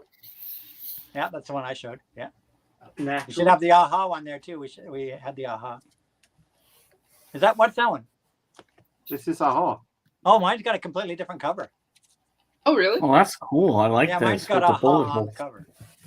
Yeah, that's a different version. Yeah. And, Different countries, different, different Mm-hmm. outer covers. and for James, Oh, the Yeah, Pretenders. Pretenders. Yep. Oh, I love that the song. Pretenders. If Oh There my Was a goodness, Man. I love them. License to Kill. Gladys Knight. Gladys Knight. I'm also going to say that The Living Daylights, it was a movie where I'm sure you all know that Pierce Brosnan was asked to play Bond even there, but his company didn't allow him. Yeah, he to was play- still contracted. He was He was contracted still to contracted Remington Steel. Steel. So they didn't allow him to be James Bond. So the offer went to Dalton instead. Exactly. And Dalton would have continued except for the 6-year hiatus because of the legal action against MGM and Universal. So Mhm. when they finally cleared up that 6-year lawsuit, Dalton Ooh. wasn't available to continue the series, and Bronson was now out of his contract. So they jumped on Brosnan. Yeah. He knew he would be Bond someday. Yeah. Yeah. I Sheryl love Sheryl Crow. Sheryl Holy Crow, cow. this is a great one. And we have Garbage. Yeah, Garbage is good too. Yeah. And more modern than that, I'm not sure I want, because I think that after that, the Bond themes, sorry to say it, is, you know. Yeah, I do like the Billie Eilish one, but here's the Billie. I have two different versions of the Billie Eilish. I have a what's called an ice. I have a ice version. Which one's this one? This one's the. I have a gray marbled, and I have a clear blue ice version of No Time to Die, and it's good. I like that theme. But you know what? One is absolute trash, and as far as I'm concerned, the worst Bond theme ever recorded in mankind's history is this one right here. Where is I that piece think of- it might where be is the that one I'm piece of thinking shit? of. Roger Daltrey. Oh my goodness. Where is that piece of shit? Roger Where- Moore, Deb. Roger Moore. Where's that piece of shit? Here, right here. This piece of shit right here. Piece of shit. Sam Smith, The Writing's on the Wall. What a fucking piece of shit Bond theme this was. I don't even call this a Bond theme. Some No, that was too poppy in my opinion. puppy, some lovesick song. I don't know, it was depressing. This song, totally I have- freaking depressing. I think that my two least favorites is Madonna and that Kanye. I don't remember who Kanye West did it, and was it Yeah, I that? was showing like I said, that 12-inch single, that Yeah, it shows on 12-inch single of Madonna's Die Another Day I showed you guys. Those remixes are 10 times better than the version they picked for the film. But I if take I'm the going to remixes give any day because they were like techno remixes. if I'm going to give props to any modern, I think that Chris Cornell did a great one. I like Adele's Skyfall and I like Sam Smith's. Adele Skyfall, as far as I'm concerned, Adele Skyfall is the last great Bond theme. Oh, it's a That was- beautiful one. Adele Skyfall is in the tradition of Shirley Bassey and those It is, yeah. really those 60s classic Bond themes and early 70s Bond But themes. here's something you might not know. Shirley Bassey did not like doing the Moonraker theme. Why? She said it was the worst song ever. Well, no, the nice slow version she liked. She didn't like because they did a disco version as well. At the beginning of the film is a nice ballady version, and at the end of the film they do a disco version, and she hated the disco version at the end of the film with the disco beat and everything. Mm-hmm. Horrid. It's the Hey, same what- person that 5 years later will go on do a duet with Yellow from Switzerland. Was there I something mean, else you wanted to share, Jordan? Pardon? Was there something else you're trying to share? Okay, let me make it big. I have a lot more. Bring it up. All right, let's go for it. Go, I need a break from my stuff. Yeah. My oldest and I have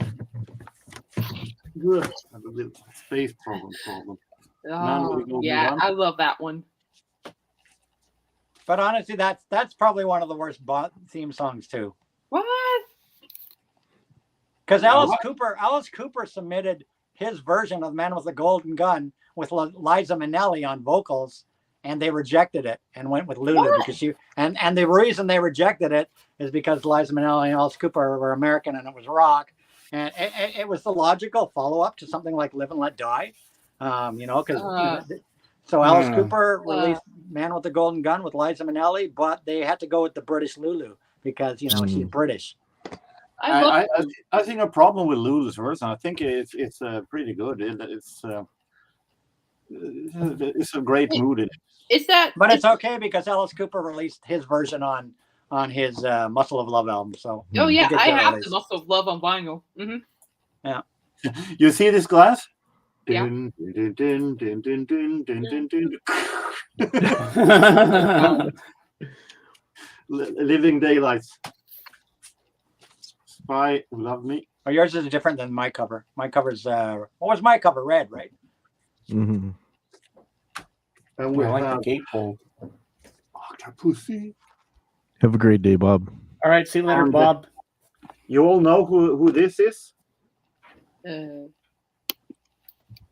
Maud Adams What are we looking? Maud Adams, from Yep. Sweden. the only Bond girl to appear in two films, other than the very first Bond girl.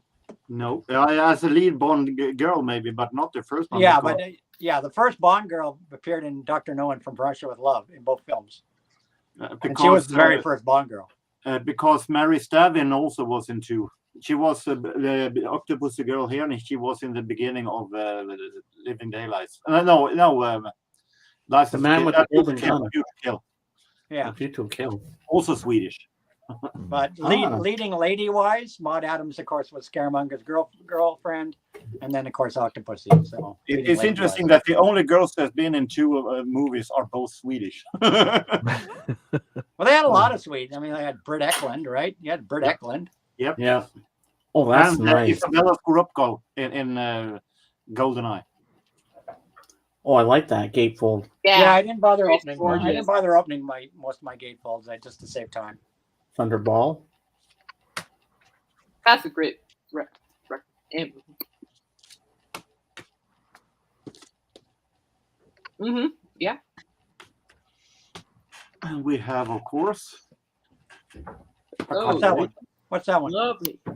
Oh, What is it? I can't read it. it's a best combination. of Bond. Oh, it's a comp. Yeah, it's a comp. But not only that, I I have also I have a crap load of comps. two boxes, comics, ooh. Mm. Why you got the comics? Whoa. and Hot No. dog. we have among albums we have comic version of Living Daylights. And what's interesting here, if you take a look at, you see here is Timothy Dalton naturally. But if you look at James Bond, if I can find a good James Bond,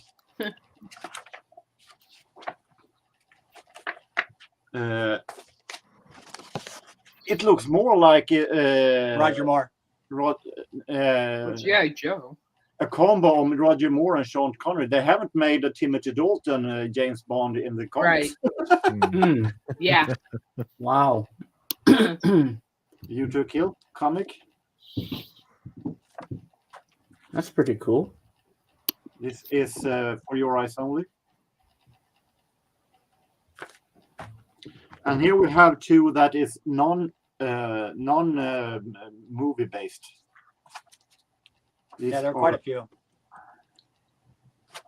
There's I lots never of knew James there was comics. Bond comics. Yeah, there's lots of Bond comics. I didn't know either till now. This is awesome. And we have also some these. I have I collected these when I was a comic collector in my teen years. Cool. But then I had to get rid of my hello Calvin. I had to get rid of Hey, my Calvin. I had to get rid of my comics because I had no space due to the record collection. Right. But I regret getting rid of my James Bond. So I now when I'm taking up my comic collections in smaller dose, I needed to get back on the James Bond. So some issues are, of course, then comics of movies, and some are, and most of them are new. And to fill it up as a filler for the James Bond comic, they also had The Saint Oh. Mm. Oh, Roger Moore was in that show. in most Cool. modern James Bond magazines. That's So 2 boxes of these. Mm. Oh, wow. Wow. That's amazing, Morgan. Mhm. That's awesome. All right, I guess is it my turn again? Yep, it's That's- your turn again, Anthony. Oh, well, I pull it. All right, so this one here, it doesn't have a cover. This is the first Bond book I ever got, like about the movies. This was this came out right after Diamonds Are Forever. So it was basically, talked about the films and the making of the films and all that sort of jazz with a few pictures. There's a picture of Sean Connery with the writer No, Ian that's Fleming awesome. I like that. in Dr. No there. So this was called James Bond in the Cinema. First Bond book about the Bond movies that I ever owned. It used to have one of those wraparound covers, but it's long since gone. Another one that I picked up, I don't know when's this one finished? This goes up to the end of what film? Looks like For Your Eyes Only. So this one's called James Bond. Oh, Oh, James that's Bond cool. film. where'd you get that one? And a low battery. I need to plug her in. Okay. Plug her in. I'll plug her in a minute. It won't go yet. So this one goes up to the end of For Your Eyes Only. Same idea. It talks about the films, Yeah. everything about the films, all sorts of behind the scene photos. Nice.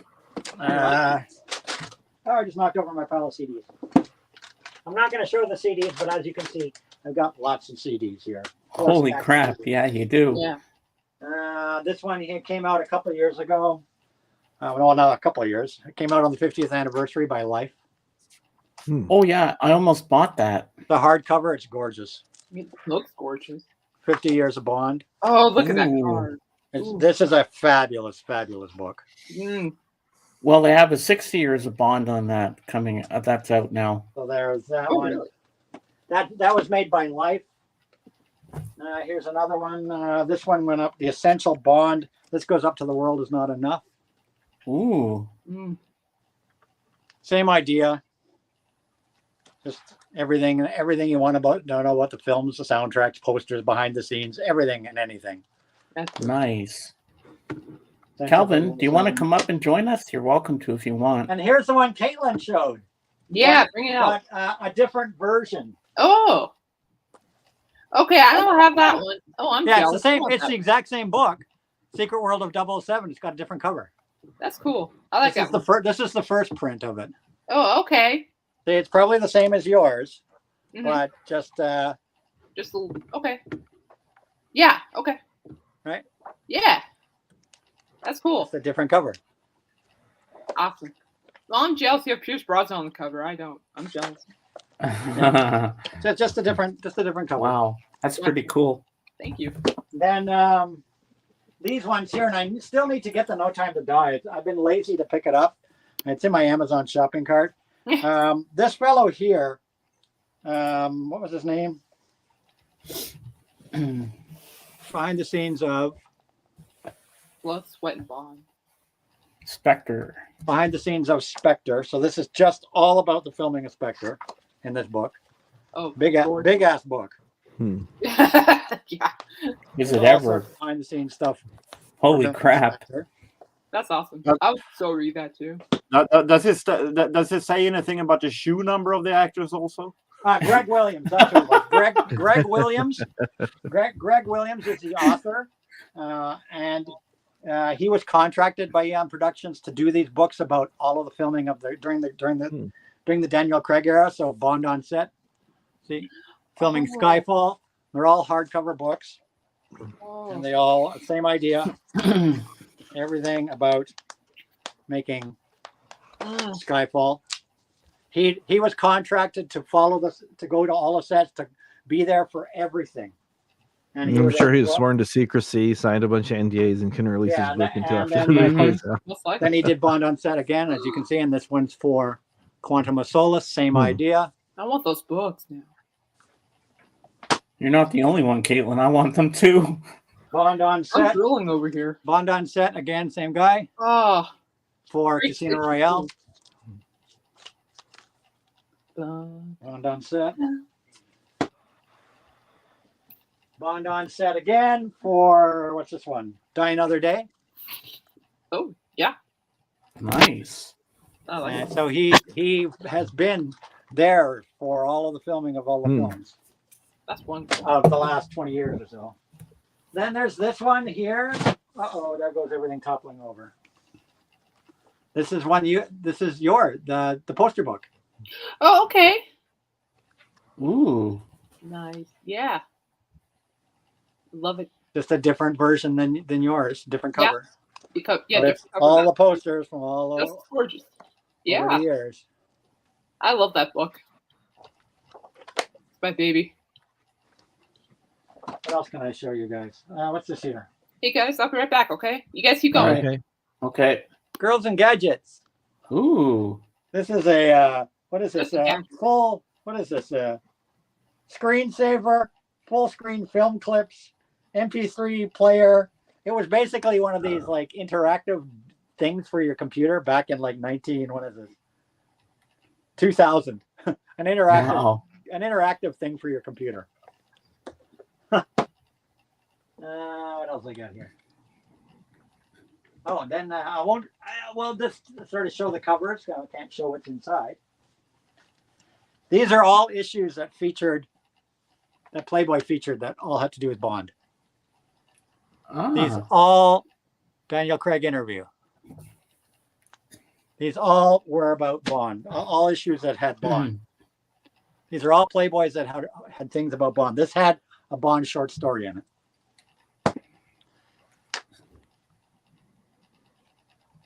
The women of 007, a whole big pictorial on all the various women of 007. Cool. The Return of James Bond. Marilyn's on the cover of this one. This is a short story, The Return of James Bond, short story. Ah. What's this one? This had one of the Bond girls fully nude in this one. From what Ooh. year is this? 1989. So this would have been License to Kill. So Marion it had Blue. one of the girls from License to Kill nude in here. Wow. This whole issue was the women of Bond. Big, huge pictorial of all the women of Bond over the years. And this is just a regular issue of Playboy, but featuring Bond. This one, 1983. This would have been Octopussy. So this one had, I think, had somebody from Octopussy in here. Maud Adams, most likely. And then 1981 For Your Eyes Free- Only. For Your Eyes Only. If I go in here, let me see what was in here, just to give you an idea. What was in here from For Your Eyes Only? Just don't get the stream shut down. No, I won't. I don't remember what was in here from For Your Eyes Only. Playmate of the Year was in this issue.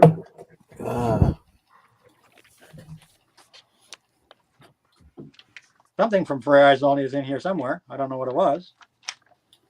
Look in the table of contents. Well, we're 2 hours and 3 minutes into this thing. We're still going strong, but we're not shutting down yet. For Your Keep Eyes Only going longer. pictorial, 122. What was in the For Your Eyes Only pictorial? Oh, there you go. Yeah, I'll have to like just put my finger over a couple naughty bits. All right. The girls from For Your Eyes Only. Ah. The girls from For Your Eyes Only. Wow. Oh, there's a lot of a lot of naughty bits. Oh my God. The girl. Oh. The girls. Oh, she had a bikini on. It's okay. The girls Okay, from For Your thank you Eyes much Only. for that. The girls from For Your Eyes Only. Oh my God.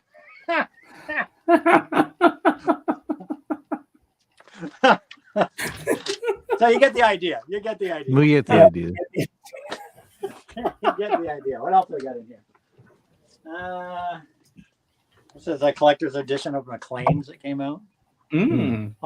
Everything about Bond in that issue. That's cool. Bond on Bond. This is Roger Moore's book on his life as playing James Bond. Wow. So Roger Moore penned this, and this is through the years as being Bond. And a lot of the photos in this book are from his personal library of pictures. Ah. So Roger Moore, Bond on Bond.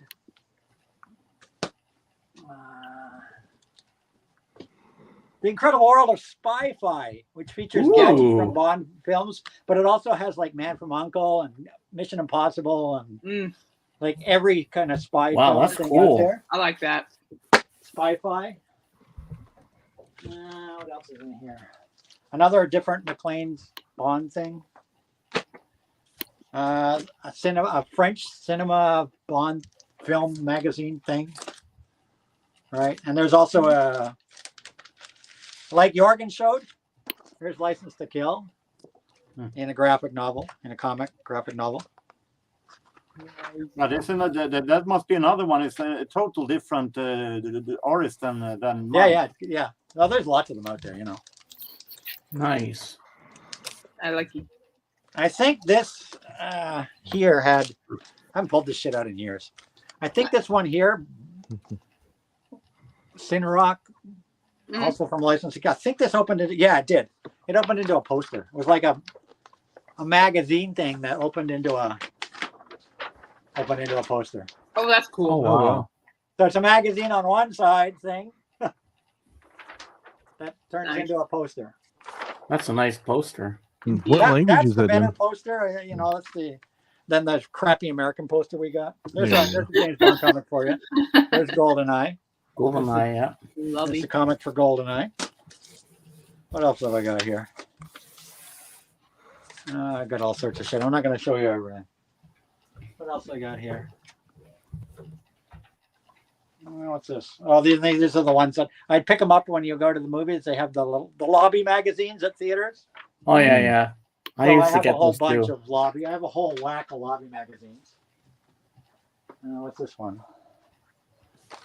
Oh, James Bond's Greatest Hits. You know what this one is? No. No way. Sheet music. Ooh. Oh wow. And something just fell out. Yeah, It's it's, fancy. something. Sheet I like it. music of the Bond themes Nice. with guitar and piano chords. And have you played those sheet music things? Yeah, I learned a lot of them. Huh. Back in the day. Cool. Whether I could play them now, who knows? Keep showing. We have all the time in the world. See what I just did there? Yeah, these are just all movie magazines here. All these things are movie magazines, like the things you get from the theater. Oh, here's the thing that an issue of Model Collector that has a lot of my Corgi cars in it and Right. lists the values and whatnot from a couple of years ago. These are all movie magazines from the theater. What else is in here? I've made such a mess of this now. What a mess. What's this? 50th anniversary. Lovely. And what these are is postcards. It's 100 postcards. I'll just show you like one. See? It's a postcard. Oh, nice. 100 postcards. Some of them have movie posters on them. Some of them have, just pictures from the films. Ah. And they go through all of the films, all through 50 years. Wow, that's pretty cool. Oh, that's Yeah, a nice sure. shot right there. I'm just going random. Pick a card, any card. Pick a card, any card. Yeah. So 100 cards. Have I understood it right, Box. Anthony? But you are just a little James Bond fan, aren't you? Just a little, yeah. Just a little. Just a passing fad. What else I got here? We showed this last week. I won't show this again. The Monopoly. We won't show that again. Yeah. James Bond Monopoly. What else have I got in here? I am going to be putting this shit away for hours. The Essential James. Here you go. There you go. What's this one called? The Ultimate James Bond Interactive Dossier. This is a CD-ROM. It's a Ooh, CD-ROM. Then you can see the screens that would appear on your computer. that's pretty Where cool. where you can search out the history of Bond. It's totally interactive. You can look up music, novels. It's a pretty cool guide. There's a CD-ROM that came out in 1996. Wow. Wow. CD-ROM. Old school. Here's one that's very cool and rare.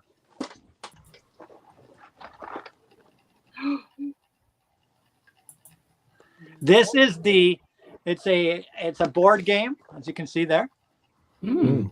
And you got the pieces. And what you do is it's a 2-player game. It's the assault on the volcano in You Only Live Twice. Huh. You know the assault on the volcano thing at the end of You Only Live Twice? Yeah. It's basically the inside of the volcano. There's the board, there's the control room, the thing, there's the floor with the volcano. And you put this and you place the pieces and it's like playing Risk or something, you know what I mean? That Hey, sounds Lisa. fun. So it's got like, it's got the guide on how to play, and then you've got the board. I see there's the board. Oh, that's cool. And this came out like back in the day, back in like 1967. There's the volcano. Wow. And Wow. you've got Blofeld's little his secret hideaway room, and it's all exactly to how the floor plan of the movie was. Yeah. Mhm. And you attack by, see how it's got numbers up the side, down the side, and whatnot. So you roll a dice and all that shit Oh, pretty evolved. to attack and all that stuff. See, it's got the marker pieces. Look at all the pieces. Good lord. Whoa, that's a lot, man. Yeah, it's crazy. Holy crap.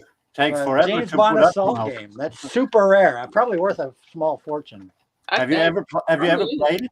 Have you Yeah, I played played it a long time ago when I was a kid with my friends. It was one of those games like Risk that would literally take hours. That's what I Do was you gonna have, say. Anthony, do you have the James Bond Secret Agent game? Look at this one. Micro Machines. Do you remember Micro Machines? Yes. Mm-hmm. Oh my God, that's so cool. This has got you got Moonraker, Moonraker. Goldfinger, and Goldfinger, and The Spy Who Loved Me. It's all the ones that were directed. All three of those movies were directed by the same director. So you've got the Moonraker, like they're all Micro Machines. You got the little boat, right? The boat. You got Drax's car. Huh. You got the Aston Martin. You got the little Cessna plane from Goldfinger. That's so sweet. The little plane Oh. from Goldfinger. Got Goldfinger's Rolls Royce. Oh. Then you got both James Bonds there, Sean Connery and Roger Moore. Little tiny things. Itty bitty. You got Odd Job throwing the bowler hat. Oh, isn't he cute? Yeah. You got Drax. Yeah, I think this is Drax just before he got blasted off into space. You got the girl, the Bond girl from Spy Who Loved Me there with her black dress. Right. You got Jaws. There's Jaws. Who else is there? Oh, Oric Goldfinger holding bars of gold. You got the Moonraker shuttle. Nice. Mm. The helicopter from Spy Who Loved Me. You remember the helicopter, the attack copter? And then, of course, the Lotus, the underwater Lotus. Yep. So You there's know a what lot would have of been scenes. cool if Very they had rare. Jaws' girlfriend. There you go. Very rare set there. Oh, Oh, I love that. totally. You won't find that. And that's probably worth a pretty penny, too. Holy crap. You're sitting on a gold mine there. Do I really want to pull anything else out? Not really. Probably not. Yes, you do. Yes, you We do. haven't even talked about the Yeah. novels and all that shit. All right, let's go to the novels. I got soundtrack CDs.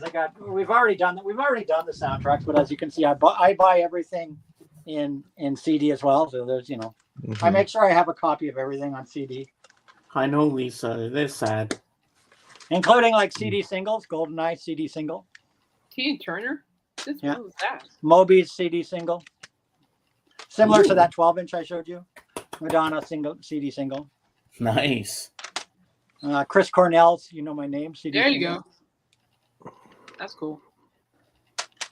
Adele's Skyfall CD single. Sam Smith CD single. Notice how I haven't even taken the Yeah, I selfie off know. this one. It's still sealed. It's tough when you must buy something you don't like for the collection. There's a James Bond 30th anniversary collection. Ooh. I need to charge my phone. Okay. Oh, yes. What else is in here? We There's don't want another you to Best go of out Bond. on That's the 50th anniversary Bond. That's the 50th anniversary Bond one. This is just a song called Dr. No. No, the group is Dr. No. The song is a James Bond theme. It's like a techno version of the James Bond theme done by an artist called Dr. No. Nope. Propeller Heads doing On Her Majesty's Secret Service.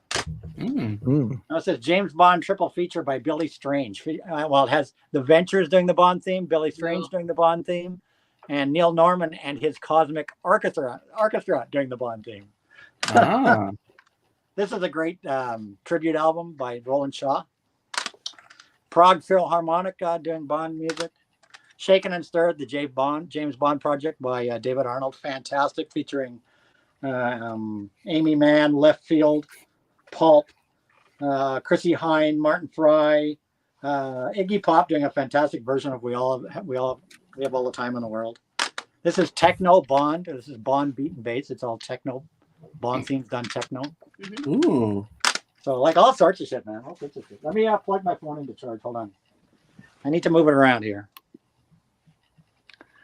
Look at the mess I've made. Look at this mess.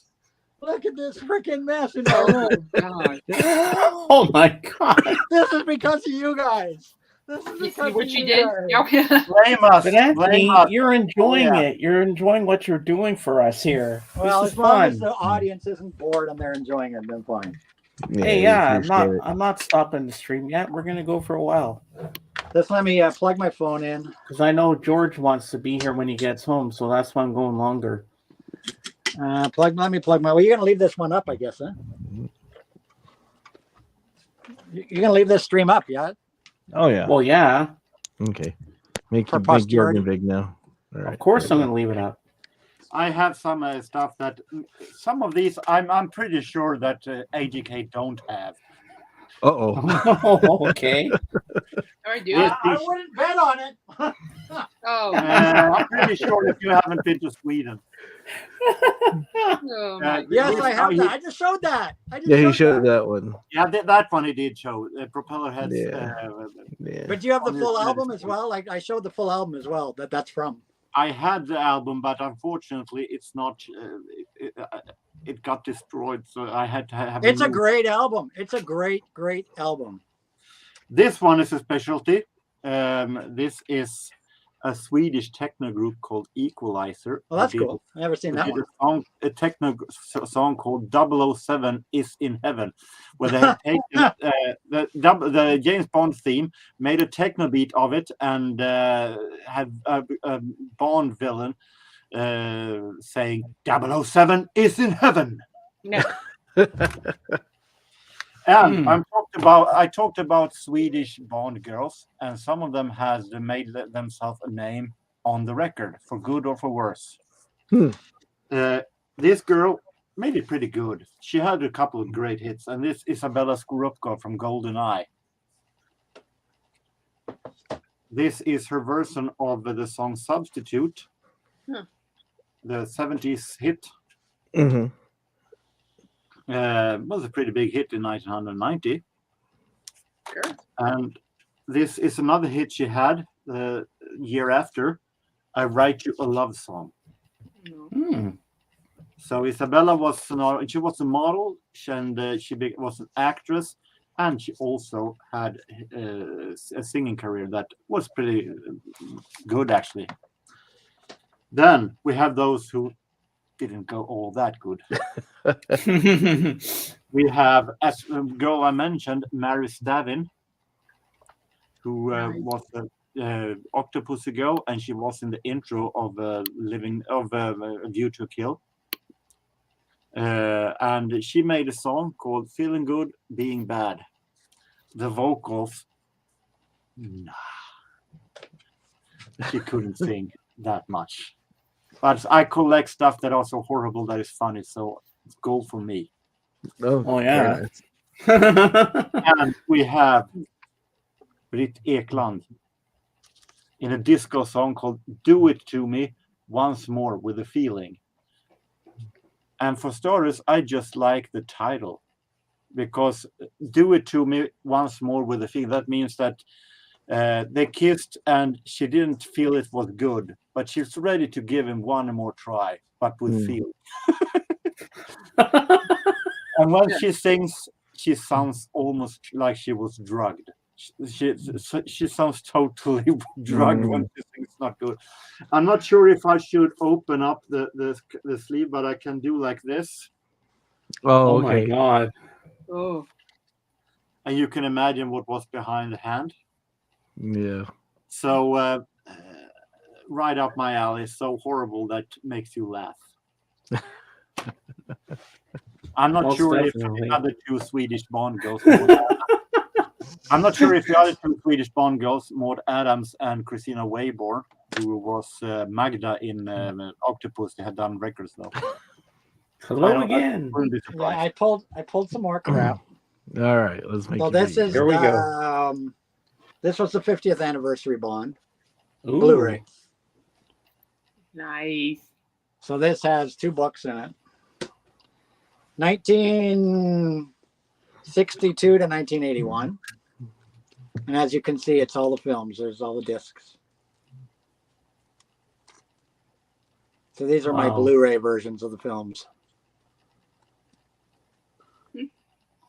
And then the second part is 1983 to 2012. So it goes up to finishes with Skyfall. Oh. Hmm. And it's all the Blu-rays.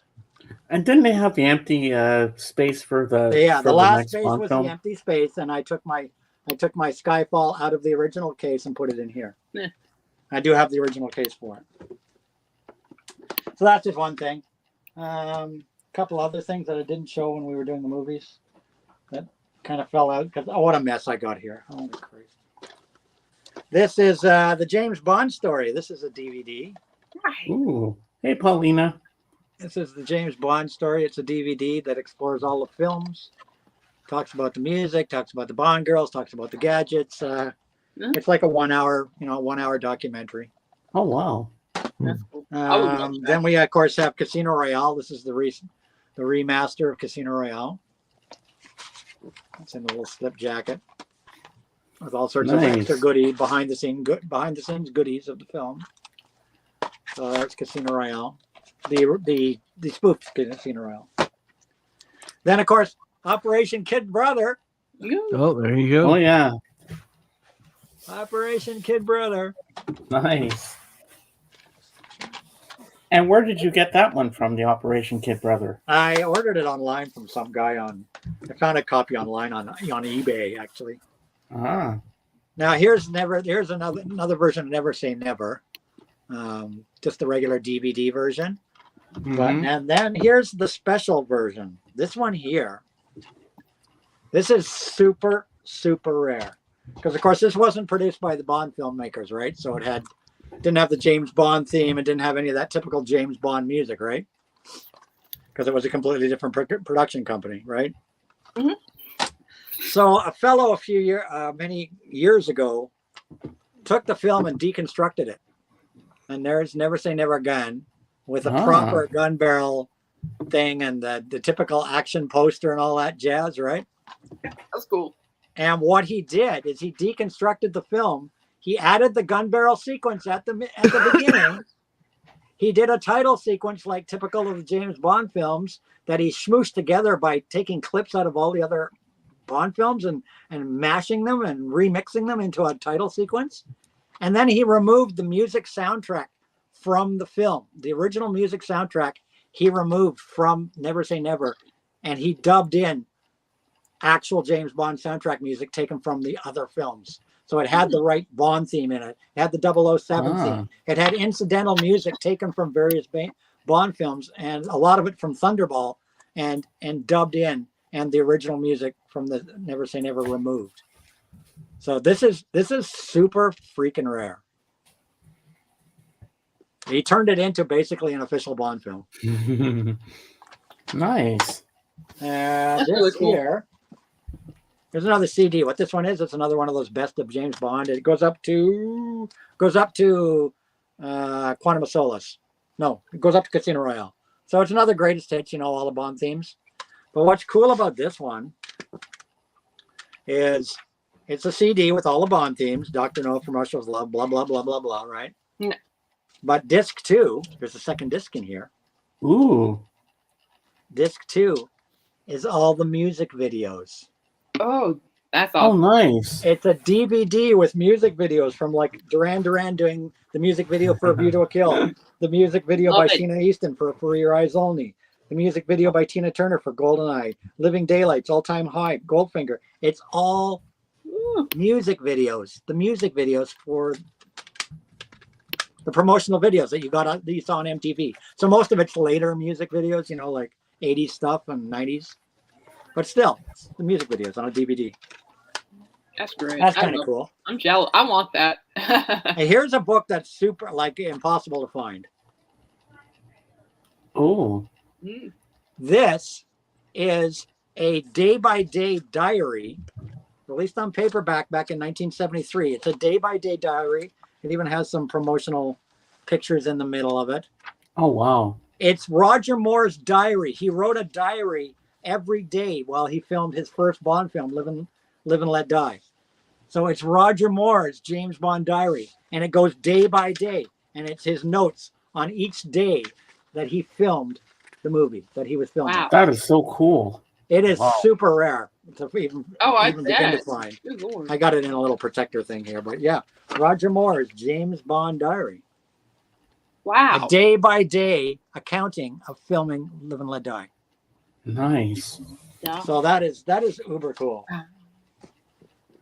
Speaking what's of this? speaking of music videos, Moby's music video to his James Bond theme. You know where that video is filmed? Nope. That music video is filmed in Stockholm. I wouldn't be surprised. So there's a Bond. This is the most recent book, Anthony Horowitz, Forever and a Day, which I have yet to read. Remember I said I need to read some books? This is one I need to read. This is 2018. This is one of the very latest novels in the series. This is another series that I need to get more of, called James Bond Black Box. And it's a series of hardcovers, graphic novels. Ooh. And it's a current series of graphic novels called James Oh my Bond God, that's Black cool. Box. And I need to get more of these. That's cool. Nice. I like it. So this is really cool. They're a hardcover. They're beautifully illustrated. I need to buy more of these. There's a whole series of these hardcovers. That's current. So These who are- is these are Bond current. related? Which actor is in that series there, the Black Box? And no actor. It's not based on any actor at all, really. Like, Okay. let me see let's look at Bond. What's he look like in this one? Let's see. Let me find a picture of our Bond in here. He looks like Sylvester Stallone. You're Where's our Bond? in. Right? Here's our Bond. It does look like Sly. It He does. looks like Hugh Grant. Oh, Here's our Bond. Oh. There you go. And then this is a series of novels that I haven't read this one yet. Well, I have read part of this. I need to finish this one. This is a author called Charlie Higson, who has this is the first in a series of novels. This one's called Silverfin. Another great name for a Bond film, I'm telling you. This one's called Silverfin. And this is James Bond as a teenager. Oh wow. These are James Bond stories. And there, as you can see, there's some of the other ones. Oh. Silverfin. What's it? Silverfin, Blood Fever, Double or Die, Hurricane Cold, by Royal Command. And this is James Bond basically being kind of like a detective guy, being kind of like a super spy before he ever joined MI6 as a teen. I would assume that had nothing to do with the James Bond Jr. series. No, nothing to do with James Bond Jr. And this is a current, modern, popular series of Really? books. I didn't even know about that. That's cool. Yeah. Young Bond. See, it's called Young Bond. Oh, it's so cool. Young Bond. They should make a movie of that. Well, I mean, if I were to read out the titles, because I'm not going to pull them out for you guys and waste a lot of time. Don't ask for that, James, because you might never know what Hollywood would do. They might. Can you do guys it. hear me okay? Yeah, Yep. we can hear you. So I will just really fast read off the names of the novels, okay? Okay, go for Going right back to Ian Fleming.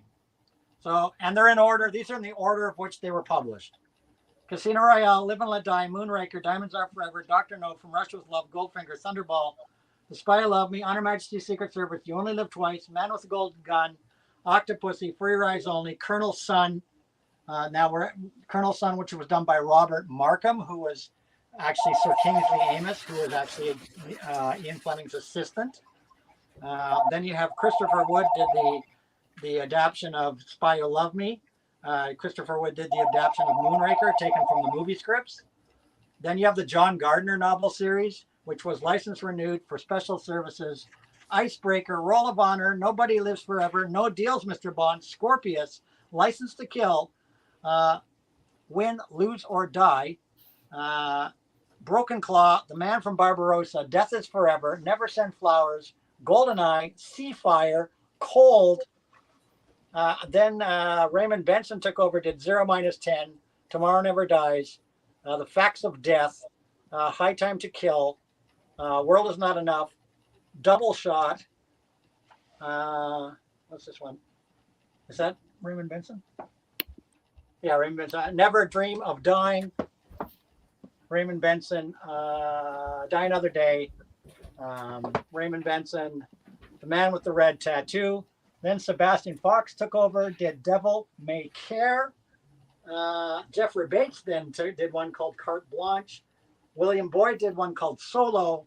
And now Anthony Horowitz, who does Trigger Mortis and the one I just showed you. Right. That's a lot of Bond novels. That's a lot of Bond novels.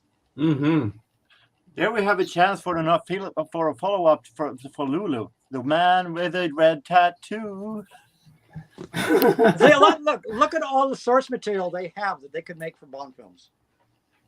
They have a massive amount of source material. I'm pretty titles sure. and great titles. Like some of those titles, those are catchy titles that would make great Bond film names. I'm pretty sure. I'm sounding very negative, but as where Hollywood goes right now, I wouldn't be surprised if they're doing a reboot of one of the classic one, like Goldfinger, like Tomorrow Never Dies. They should. No, and making a reboot of one of the '60s ones in a modern version. I wouldn't be surprised one. I wouldn't be surprised if you did it. You'd have to, but you're playing with dynamite there because Doctor, those Sean Connery films are iconic. You reboot those, your people love the Sean Connery films. And since when has that stopped Hollywood? Exactly. But we'll see. They're going to announce the new James Bond within the next year, so we'll see. Because they had to do something since he's dead. Well, he's technically dead, isn't he? Yeah, I just like you don't kill. You notice how many books there are of James Bond? He ain't died in any of them. So what the fuck? He never died in any of these books. So that's my only bitch about No Time to Die. That he killed him. Because I went to No Time to Die with no spoilers. I didn't, I'm like that. When I go to a Bond film, I don't want to know nothing about it till I see it. And as being, you guys can see how massive a Bond fan I am. Yeah. Oh yes. So I when he died at the end of the film, Mm. I was in tears. I was bawling. Oh, I was crying. I was I was crying too in the theater. My daughter had to freaking comfort me because that was my idol that I grew up with since I was 7 years old, and you just killed my idol. I was shocked myself at how hard that scene was. Like when he died, I just flipped. I just lost it, man. I lost it. I walked out of that theater in shock. I swear to God, I walked out in shock. Well, he was like my childhood hero. He's like my childhood hero. But if you look at the end credits, it says James Bond will return. Well, he always will return. Yeah, I knew. I mean, we all know. And that is the mistake they did. Because if you're going to create a shock like that, then go 100%. Don't spoil that he will be back, because then you're taking away the shock. Well, I think maybe they probably create. I think maybe they put that James Bond will be back because they knew they were playing with fire, killing Bond off. They knew that there was going to be negative reaction by fans. They knew it, so they had to. You couldn't just leave it open-ended and just say kill him off and not say anything. So I think they probably kind of had to put that disclaimer at the end going, he'll be back, so that people wouldn't bitch. You know what I mean? The only reason they killed him off, that was Daniel Craig's idea. That was 100%. Well, he wanted out. So he wanted out. He did not want any possibility of returning. And Daniel Craig basically was heavy in the production of he was heavily involved in the production of his films. Whereas, previous Bond films, it's always been, Michael G. Wilson, Barbara Broccoli. They really didn't have any creative input. The Bonds never had any creative input really in the Bond films. But Daniel wanted to be hands-on everything in his arc of Bond films. He wanted to be hands-on. And he was the one going, I'm dying in this film. As simple as that. I want to be killed off. No chance of ever coming back, because he was only supposed to do 4 films and they talked him into doing a 5th. Originally, Spectre was supposed to be he drives off into the sunset in Spectre, remember? Yeah. At the end of Spectre, he gets in his Aston Martin with the girl and they drive off into sunset. That was supposed to be the end of his arc, a happy ending, end of his arc. Then they could just pick up with a new film series and do something, right? It would have been easy. But they sucked him into doing another film, so they had to bring him back. And then he said, no, if I'm coming back, you're killing me off. Feels a little overcreative, if you ask me, because none of the other actors need to be killed off in order to quit. They just quit. Exactly. little overkill, in my opinion. Well, it was like when they, Sean Connery left, after You Only Live Twice, and they brought in the male model, George Lazenby, and his entire dialogue was dubbed in because he couldn't act. So when you see the On Her Majesty's Secret Service, it's somebody else's voice, and George Lazenby going through the motions. I'm going to be honest, I never knew that. I never thought of that. Yeah. It was George Lazenby was a male model. He was a model. Now, that I know, but I didn't know that it was dubbed. Yeah, he was dubbed. I didn't know that either. Yep. Hey, Mason. So when they did the George Lazenby movie, Connery said, "I'm never doing Bond again. Never, ever again am I going to do a James Bond film." And then never say never again. Well, yeah. And don't forget Diamonds Are happened, Forever. What happened is he quit. He left after You Only Live Twice. Then they came after him after On Her Majesty's Secret Service had a poor showing at the box office. They went back to Connery and said, "We really want you back. We want you back for another film. Please do another film." So the condition of Connery coming back to do Diamonds Are Forever was that $1 million was given to a charity for kids, a Scottish homeless kids charity. His entire paycheck for Diamonds Are Forever was donated to a Scottish charity for homeless kids, and that's the only reason he came back into Diamonds Are Forever. Hats He off gave for it- Sean Connery. He gave his entire paycheck to a Scottish homeless kids shelter thing. And then after Diamonds Are Forever, he went on Johnny Carson, the Johnny Carson Late Tonight Show with Johnny Carson. And when asked if he'd come back yet again, he said, "Never again. I will never play James Bond again." Hence the title of Never Say Never Again Yeah. was taken directly from that quote on Johnny Carson. That's where the title of Never Say Never Again came from.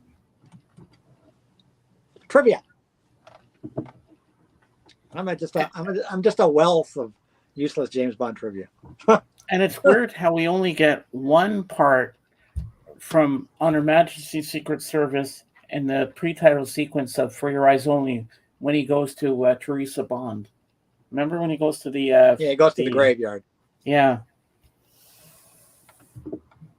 Yeah, On Her Majesty's Secret Service was very, very close to the original novel. Very, very close, including Teresa's death, everything. It was very close. The script was very, very close to the novel in On Her Majesty's Secret Service. Very close. I think that movie is okay. It is not good that it's dubbed, but I think that the movie itself I think that movie it's not has that bad. grown. It's an okay movie. That movie's grown over the years for me as one of my favorite Bond films. Even though It's underrated. because it's true Bond. It's when it came out, it's a film that true fans have embraced over the years. And, I like it. the ski chase is phenomenal. The final battle on top of Piz Gloria, that is fantastic. That was actually a restaurant, a spa. That place where they filmed on the top of the mountain there, it's a spa and restaurant, famous spa and restaurant at the time in Switzerland where they filmed that all. I think it's a great film. So here's a question for you, Anthony, from Victor. So how many Academy Awards? I haven't kept up with Academy Awards, but I know that some of the theme songs have won Academy Awards and Grammys. I know most of the Academy Awards that have been won by the Bond franchise have been for special effects. They've all been technical awards. Mm-hmm. Special effects mainly, music. It's all been technical awards the Bond films have won. I like how that Sean Connery, after he did Bond, he became a multi-megastar. Roger Moore became a multi-megastar, and then you have I put him on the map. Then you have George Lazenby. What did he do afterwards? He did a lot of little bits and pieces here and there. Yeah, he never did much. He did the soft porn part in the soft porn series, Emmanuel. Yeah, right. You see him pop up every once in a while. Talk about a career going downhill. But you got to remember, Roger Moore was already a big star before he did James Bond. Roger Moore, another little piece of trivia. Roger Moore was first choice for Dr. No. And I have a photo of him. I can't show it now because it's on a device. But it's actually in one of those books I pulled out that I showed you. Roger Moore, his photo, let me find it. I know where it is. He was Pretty first easy. choice for Dr. No, long before Sean Connery. But they decided not to go with him because he looked too young. Huh? Well, Now, let me grab- Caitlin, or I should think it's say, in this Miss book here. I think Moneypenny, it's in this book do you here. have Yeah. do you have Instagram? I do. I'm pretty Well, you'll sure. have to put it in the private chat, because when I go live with Dave, I'm going to put the link out to you for StreamYard. So we all, and you come in early with us, and we all three of us go up together when I start Okay, the yeah, streams. definitely. There it is. That's my Instagram right there. All right, I'll go. You guys might see my reel I put together last night. I was having too much fun. Okay, let me go to Instagram and find it. Excuse me. Oh, there's Barry Nelson. There's Barry Nelson Nice. as James Bond with a machine gun from that black and white Bond. Remember I showed you that DVD, this one here? Remember I showed you this Yeah. one here? They have, as the special features on this DVD, they have the original black and white show that I told you guys about. Nice. It's in the special features of this DVD, so you can see the original Bond on if you buy that picture version of Casino Royale. And there's James Bond. That's James Bond. The first instance of James Bond. But I wanted to show you guys the Roger Moore picture, if I can find it. I thought it was in this book. Darn There, it. I just don't know followed I don't know you, where it is now. Caitlin, and I sent you a message. Okay. Uh, Yeah, It's a shame. okay, I I got thought the it was in this book. notification. It's not in this book, though, unfortunately. Oh, there it is. Yes, there it is. Here it is. Okay, so when they were I got you. choosing when they were All right. choosing the first Bond, Roger Moore was their choice. But they wanted Bond to be a mid-late 30s character because that's how he is in the books. This was Roger Moore. When he sent his audition photo, you know, when the agent sent his photo to Eon Productions for Roger Moore to possibly audition as Bond, this was the picture they sent. oh my God! Wow. He looked too young and handsome to be James Bond. Oh, that They looks- needed somebody more rugged, hence Sean Man, you Connery. look so different there. Look at him, he's young. Yeah. Excuse This me. was how he looked for Dr. No. So they saw this picture and they said, no, you're not right for Bond. You're not right for Bond. You're too young and good looking. Yeah. And then he went off to do The Saint. And then after The Saint, The Persuaders, he matured. When Connery gave up, they revisited Roger Moore and said, yeah, Roger Moore is the obvious choice to play Bond now. But yeah, that's how he looked come Dr. No days, and why he lost out to Sean Connery. And it must be feeling good for Sean Connery to know that he was older and he didn't look all that good. Look. Well, he looked Yeah, the part sorry, more guys. like the novels too. Here's Sean Connery, right? Here's Sean Connery. He just looked more the part described in the books. And there he is on the set filming Dr. No. That was fresh after Darby O'Gill and the Little People, I believe. Yeah, right after Darby O'Gill, and that's where they chose him from. Darby Yeah, O'Gill from and Walt Little People. Disney. Yep. But it's pretty obvious if you look at the Saint series that Roger Moore was going to be a James Bond one day. Oh yeah, the Saint series was training for him. Yeah. You know, it really was. I Pretty love much the Saint. same character. I love the Saint series. It was great. And the Persuaders too, which I have the entire series of the Persuaders. The Persuaders, of course, was Tony Curtis and Roger Moore. What a I freaking think awesome I have series that around was. five VHS with the Persuaders. You can get it in a box set on DVD. I've got the box. Yeah, set I of it know. on DVD. I found the VHS on a thrift store when I was working there. The British releases. And it was from the Persuaders. He basically he left the Persuaders to do Live and Let Die. And he had to lose 40 pounds because he put on a fair amount of weight. If you look at him in the Persuaders, he was not fat, but he was just big all over. He put on a little bit of weight.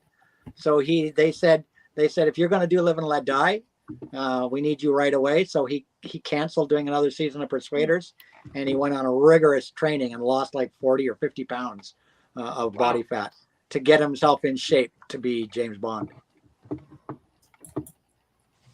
But And then he made as many films as Connery. They both made seven. They both made 7 films. Bond? He should have been a good-looking Bond if they had chosen him when he was younger. No, But when he I looked too young. He looked too young for the part. You know. I tend to Yeah, agree yeah. actually. When I look at the pictures that you showed of Sean Connery and Roger Moore, Roger Moore looks more like a teenage brat. Exactly. That's why they didn't choose him. They said he just looks too young. The public will never buy this, and because you got to remember the people that were reading the Bond novels, Ian Fleming Bond novels at the time when Ian Fleming was still alive. Of course, JFK was a big influence because JFK endorsed the Bond novels. But JFK, James Bond novels were JFK's favorite read. So they said, if we want to capture the American audience with James Bond, JFK is endorsing Bond. JFK has gone on public record as saying he loves the Bond novels. And so we need to keep this character as close to the novels as we can. And Sean Connery fit the description in the novels. Which is one of the reasons why Sean Connery is the one who is modeled as James Bond in all the magazines. Mhm. Yeah, and he's my favorite. He'll always be my favorite Bond. Oh, yeah. I say that I have both. It's tied between Hey, Roger John. Moore and Sean Connery, in my opinion. I like Roger Moore. Roger Moore's films are more campy. They're fun, but they're still fantastic. I like all the Bonds. I liked Lazenby's film. I like Timothy Dalton. He was good, even though he was the Happy Babu. monogamous Bond. He was the no screw around with the women to wear a condom Bond. The only one I have problem with, and I know that is not possible to say for today's James Bond fans. That was Victor. I have problem with Daniel Craig because I don't feel that he's James Bondish. He doesn't look the part. I mean, they took a big, blonde Bond. I think, Bond. That was a big thing. well, I know that was a big deal because a lot of people viewed. Bond was basically John, dark today hair. is Jen's birthday. Oh, is it? Yeah. Yeah, I told her that earlier. But you know what? I already wished her happy birthday. Yeah. There was a song that I heard on the radio back in '85, and it had all the different Bond themes in it, and then it was like a dance music thing, and you hear, "My name is Bond, James Bond." All right, I know Bond. I know what you're talking about. I have that one too. My name is Bond, James Bond. and Well, it goes, remember that Bond. James Bond theme that I showed you guys? The one that was the CD single James Bond theme, done by Dr. No. Mm-hmm. That one there, they steal the line from Goldfinger in the middle of it. It becomes a voice line. And it's that, did you expect me to talk? No, Mr. Bond, I expect you to die. They play that over and over in the song. Oh, is that it? The one I'm talking about, Jorgen? Yeah, this is Italian group Zinno. They took samples from Goldfinger and Diamonds Are Forever and made Italo disco sound. But I love it also. When I heard when I was a kid, I thought it was very, very funny and really well made. And back then in 1985, I was new to pop music overall, so it was perfect for me then. So it's nostalgia for me. So I'm pretty sure that this is what you mean. My name is Bond, James Bond. Yeah, There's there been it is. I a found lot it. of tribute songs over the years. All sorts of weird James Bond tribute songs.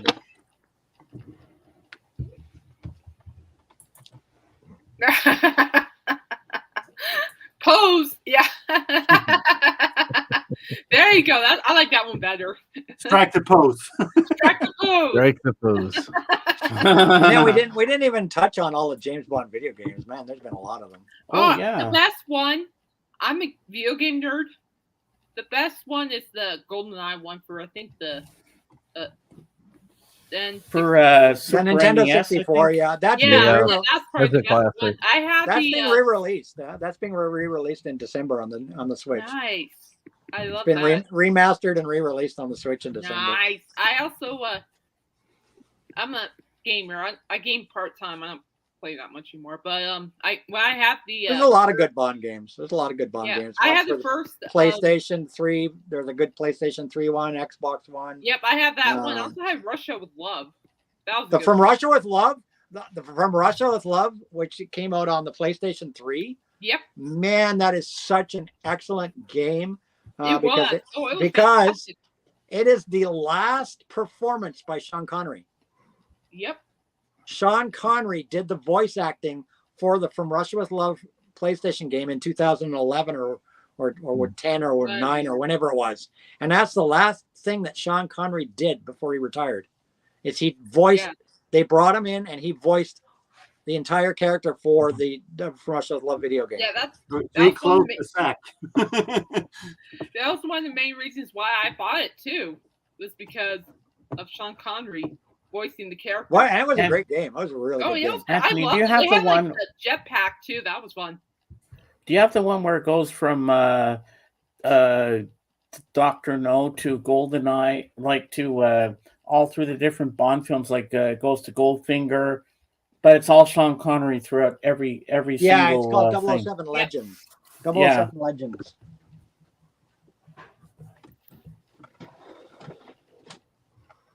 Yeah, but man, those were good days. Oh, Okay, Jen, I'm hopping on a plane. You said cheesecake. I'm so there. I love cheesecake. sharing is caring. Just send me the whole Yes. This was good. So, John, since you're here, what is your favorite Bond film? thing. Favorite? Yeah, I'm asking John Bip Bop Boom. Yeah. What is your favorite Bond film? Hey guys, I'm gonna get some more coffee. I'll be right back. Mhm. All right.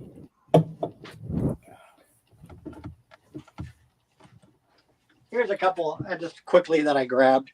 Here's a couple I quickly grabbed. Here's the Quantum of Solace. Ooh.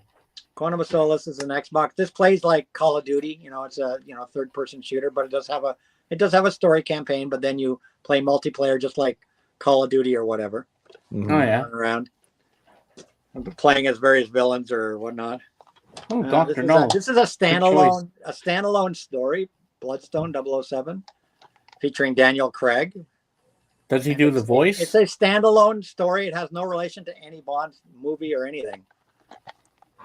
It's an original story, voiced by Daniel Craig, Nice.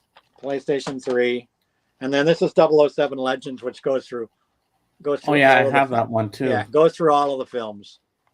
You get to play as characters and do scenarios from all of the films. Oh, and you have Daniel Craig in it, as all the things, I think. So that's just a few. I got more somewhere. I got more Bond games.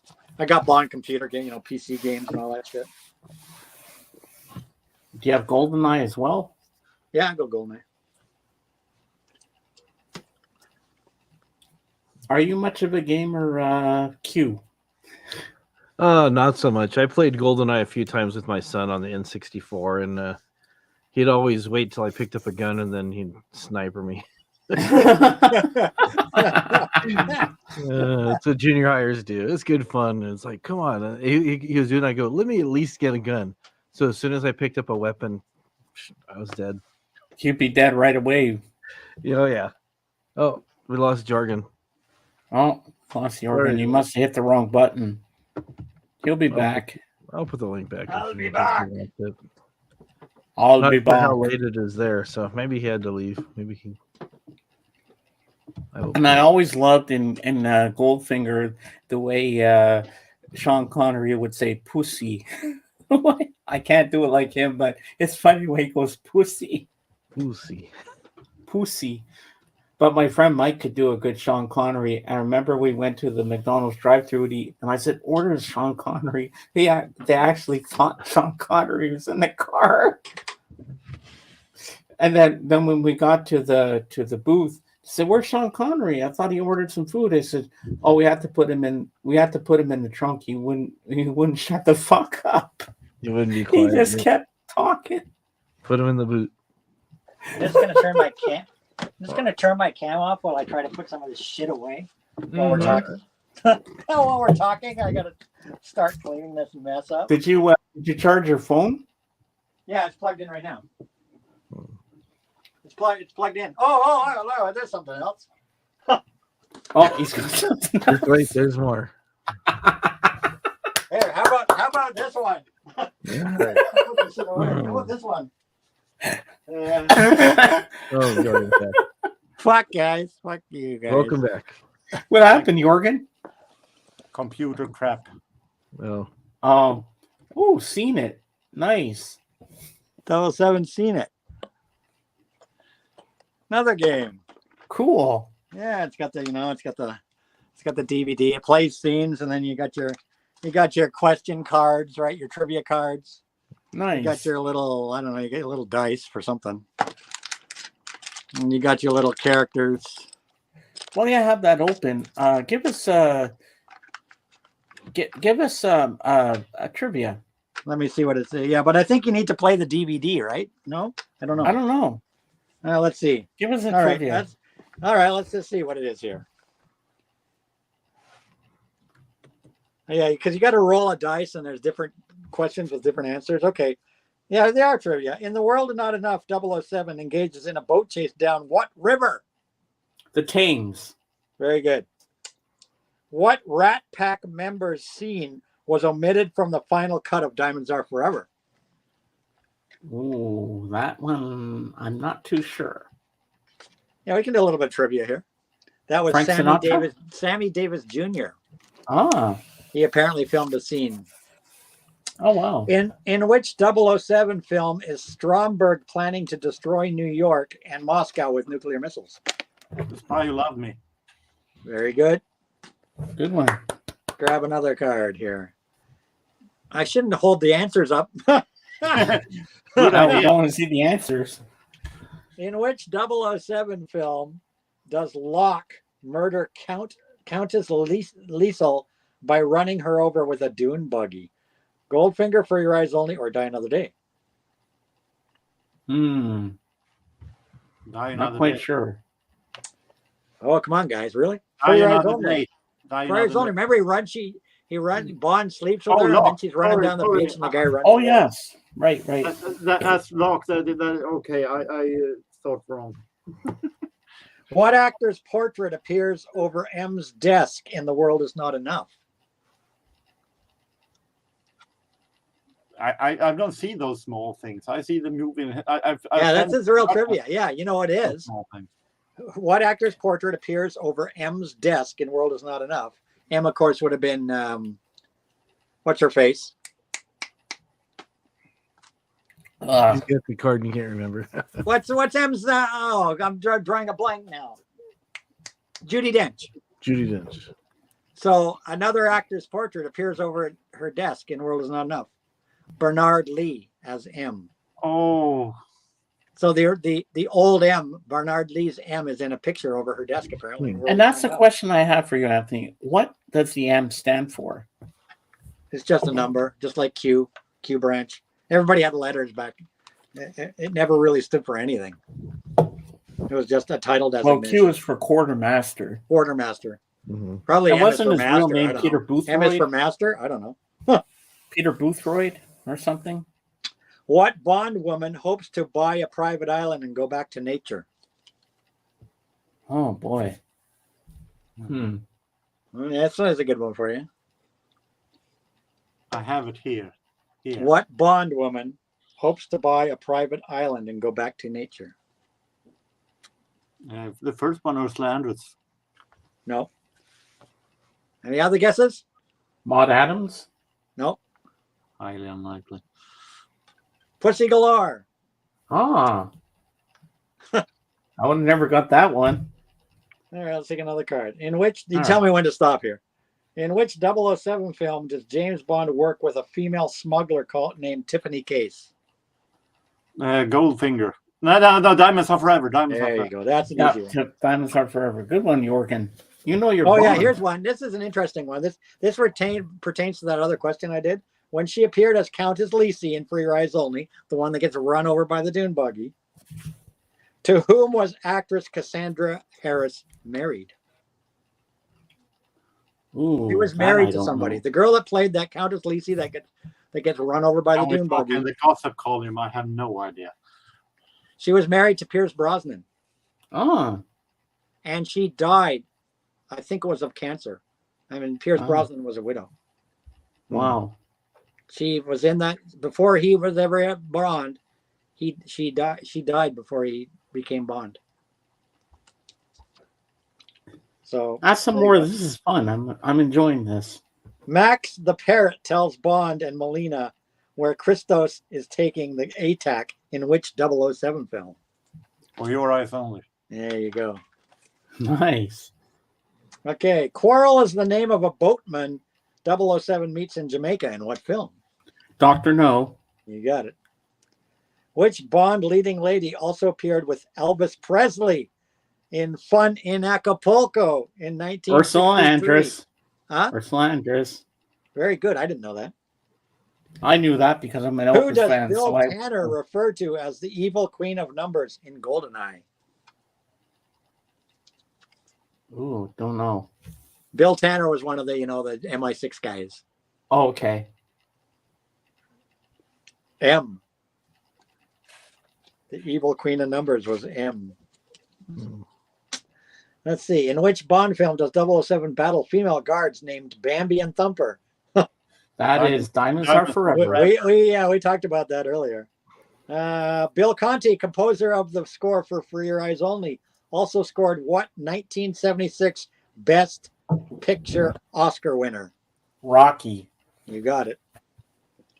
What Bond film features a janitor whistling the theme of To Goldfinger? Oh, I remember this scene. is it The Living Daylights? Nope. Oh, I don't remember the scene. On Her Majesty's Secret Service. Oh, And I can tell you the scene. It's when the thugs go and pick up James Bond. Tracy, the girl, was the mobster's daughter, right? uh-huh. So when the thugs go pick up Bond and drive him back to the office to meet the father, there's a janitor milling around in the hall whistling Goldfinger. Oh, okay. That shows you how much I know about these freaking films. Corinne Dufour, the personal helicopter pilot for Hugo Drax, appears in which 007 film? Moonraker. Yeah, they kind of give it away there. Mm. What James Bond film inspired AMF Voight Company to market James Bond swim fins and masks? Thunderball. Very good. In The Living Daylights, what tune does 007 have to whistle to make Q's ring emit stun gas? Oh, God. I know this. Come on. Right? Remember, he whistles the thing, and the Yeah, statue goes yeah. It's over on the tip the of my guy. tongue. I just can't think of it. Do you know, I hate Caitlin? that. No, I don't know. What about you, Jorgen? Yeah, I remember it, but I have it here, but I can't remember. Rule Britannia. Oh, yeah. Do, do, do, do, do, do, do, do, do. All right. You want more? Yeah, this is fun. Which Bond film was set in Austria, Scotland, the USSR, Egypt, and Sardinia? The Living Daylights? Nope. Oh, For your eyes only. GoldenEye? The original Casino Royale. A View to Kill. Nope. Spy um, Love Me. The Egypt should have been the getaway. Should have been Oh, the giveaway. Egypt. yes. Spy Love Me. Remember Yes, they go to the Egypt. pyramids? Yeah. Go to the pyramids Yeah. in Egypt, where he meets Jaws for the first time. Mm-hmm. What Bond actress appeared in I Spy 2002 and the X-Men series? Haley Berry. No. But she did appear. Well, no, but Famke this Janssen? card, I guess, is before she appeared in Die Another Day. I think this trivia game is probably before Die Another Day.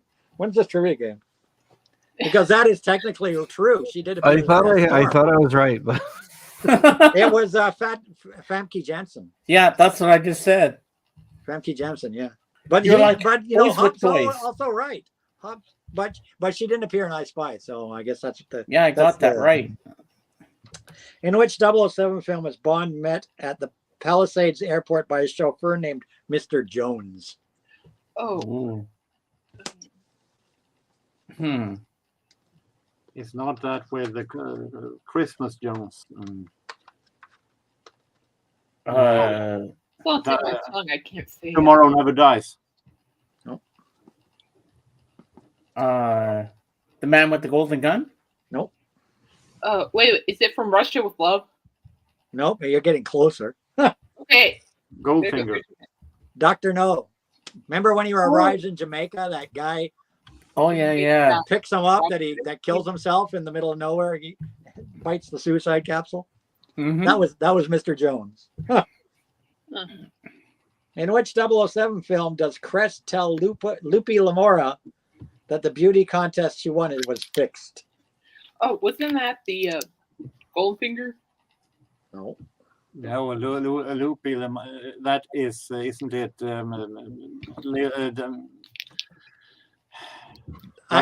License to Kill. You got it. I knew Jorgen was on it. Woo! Nice one. Good work. Kristen Scott Thomas starred in a TV movie about Ian Fleming, and her sister Serena acted in what 007 film? Oh God. Now I'm drawing a blank. Come on, brain. Yeah, I wouldn't have guessed this one. Just tell us the answer to this one because I don't think we're gonna get World this is one. not enough. Oh, I would have never guessed that. In which 007 film does James Bond enter Tiger Tanaka's office by sliding down a chute? Tiger Tanaka. That is. You only live twice. There you go. In which 007 film does villain Emilio Largo keep golden grotto sharks in his swimming pool? Thunderball. Easy peasy, that one. Which License to Kill actor was once reported to be the world's highest paid entertainer? Robert Davi. No, again. Which License to Kill actor was reported to once be the world's highest paid entertainer? Robert Davi. That's what I just said, but it's not. No. Wayne Newton. Hmm? Oh, Wayne Newton. Wow. Remember, Wayne Newton was the religious guy. Oh yeah. Oh, So apparently the world reported to be the world's highest paid entertainer. so I forgot about Wayne Newton. In which 007 film does the villain say he developed a taste for killing after shooting an elephant trainer? Oh, shoot. Octopus. No, Octopussy. No. For Your Eyes Only. Live and Let Die. Man with People golden gun. Kill? Man with the golden gun. Man with the golden gun. Okay. Scaramanga developed his taste for killing. Ah. In which 007 film does James Bond strip off his waterproof snorkel suit to reveal a tuxedo? Thunderball. Live and Let Die, Goldfinger, or Die Another Day? Die Another Day. Oh, come on, guys. Come on. Oh. What was the alternatives? Goldfinger, Live and Let Die, or Die Another Day. Goldfinger? Remember Goldfinger? He swims in and he takes his Oh yeah. he takes Right, his scuba right, suit right. off and goes in and takes the girl Yeah, and yeah. has the thing in the bathtub and blows up the whole place, you know. Yeah, we put on our stupid hats. Yeah, that was like, come on, that was an easy one.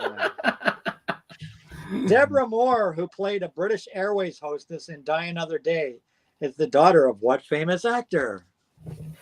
Roger Ooh. Moore. Roger Moore. Ah. Same last name. Yeah, because Die Another Day was an anniversary film, right? It was on the anniversary. It was 2002. So it was the 40th anniversary of James Bond. So that whole film was full of Easter eggs from other films. Or things that had to do with the James Bond. Jen, do you know franchise. any of these trivias? Jen, What get in on film, this. what film features 007 using a device called a wet bike? Ah. Wait, Mike. The world is not enough. A wet bike. Spy Love Me. You got it. Yeah. Remember, he rides that motorcycle Yep. looking ski thing into Yeah. Atlantis. Oh, of course. Mm-hmm. In Thunderball, what famous clock is reported to have struck 7 times at 6 p.m.? Big Ben. You got it. Name the actress that Pierce Brosnan starred with in Remington Steele. Oh, yeah. Oh Zimbalist. God, Zimbalist, what's her name? I never watched the show, so Yeah. I don't know. I watched it. Zimbalist Jr.'s unfortunately. daughter. I forget her name now. Yeah, that's right. Stephanie Zimbalist. Stephanie, yeah. Mm. Hold on, Good guys. show. Gotta go to the washroom. Be right Right. back. Okay. What Bond film had a scene set at Checkpoint Charlie? I can't Where's remember. I'm not Checkpoint? afraid. The Where is that? famous Checkpoint Charlie. I was going to say, where is that? It was Octopussy. Remember when the train crosses the border? Hmm. When the Okay. guy's trying to escape in the train between whatever it Mhm. was, Germany and Russia. He's trying to start the war. Yeah. That is Checkpoint. That border crossing is Checkpoint Charlie. Trivial knowledge there, folks. Dr. No, what is the name in Dr. No? What is the name of the CIA agent whom 007 meets in Jamaica? Light, no, not lighter. It's that was lighter on. Yeah, Felix Leiter. That's right, Felix Leiter, Okay, it was lighter. who would of course go on to do many films, always played by a different actor.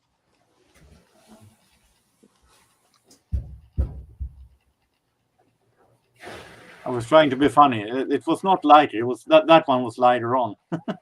Yeah. What singer scored a platinum hit with Higher and Higher before taking on a 007 theme? Carly Simon. No, Higher and Higher was the song, which was Rita a platinum hit. Rita Coolidge. You got it. Rita Coolidge. In which James Bond film is 007 sent to protect an oil heiress in Baku, Azerbaijan?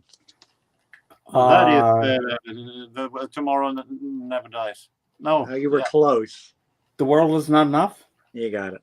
I always mix those two together. And this is a gift. This one's a gift. In which 007 film does Fonia Volpe kill Count Lippe with her rocket-firing motorcycle? Come on, it's a gift. Thunderball. You got it. What Bond film featured the third 007 song by Shirley Bassey? Moonraker. You got Yeah. it. In You Only Live Twice, how does 007 exit M submarine? Swims. Caitlin, you can put your Okay. thing in the chat for Ken. Go ahead. As, Do we have any guesses here? Hmm. I'm right What's the question? for today. What? What's the question again? In You Only Live Twice, how does 007 exit M submarine? Hold on, guys. I'm getting a bump on the ceiling from my mom. I'll be right back. Okay. Hold All on. right. Bump on the ceiling? It's knocked 3 times in the ceiling or something. Knock 3 times on the ceiling if you need me. It's torpedo tube. I don't know. Torpedo tube. There you go. Okay. He gets shot out of the Yeah, I remember that. torpedo tube. Yeah. Should we It's been a while continue? since You want I've more? seen Yeah. Go for it. keep them it. going. In which Bond film does Rosa Klebb try to kill 007 with the poison tip blade of her shoe? Russia to Russia with love. Yeah. We should have been keeping score. We should have been writing scores down for you. Jordan's in the lead, I'm sure. What James Bond actress won second place novice level at the 1974 U.S. Figure Skating Championships? Was it what did you say? Actor or actress? Actress. What actress won That second is place? I don't know her name, but that's one who played BB. Exactly, BB in Free I don't Riders. know the actress name. Lynn Holly Johnson. That one. What James Bond film featured the title song written by Bono and The Edge of U2? The Golden Eye. Exactly. Tina Turner sang it, but Bono and The Edge wrote it. Mhm. Very good, Jargon. You're doing good. I'm impressed, man. Thank you. The twin killers, Mishka and Grishka, appeared in what 007 film? Octopussy. Before playing a Russian boxer in Rocky, Dolph Lundgren had a bit part as a KGB agent in which 007 film? Yes, Dolph Lundgren was in a 007 film. No. I think he was Yep. the one that Roger Daltrey was in. I think. Before playing the Russian boxer in Rocky, Dolph Lundgren That is had a crazy. bit part as a KGB agent in which 007 film? That's crazy. I didn't know he was there. I was going to say Yeah, I didn't know either. the Yeah. the Andrus in the Living Daylights, but that was afterwards. No, A View to a Kill. A View to a Kill. Really? He was a Huh. Russian KGB agent in A View to a Kill. I didn't- It was a bit part, right? Yeah. Name one of the two 007 films that featured funerals for a very much alive 007. Two films where they had a funeral. for Diamonds him. Are Forever. Diamonds Are Forever. And two films where he had a funeral. But you said name one, didn't you? Oh, name one of the two films. Well, come on, for bonus points, name both the films. Well, what's the question again? The two films 007 that featured funerals for 007.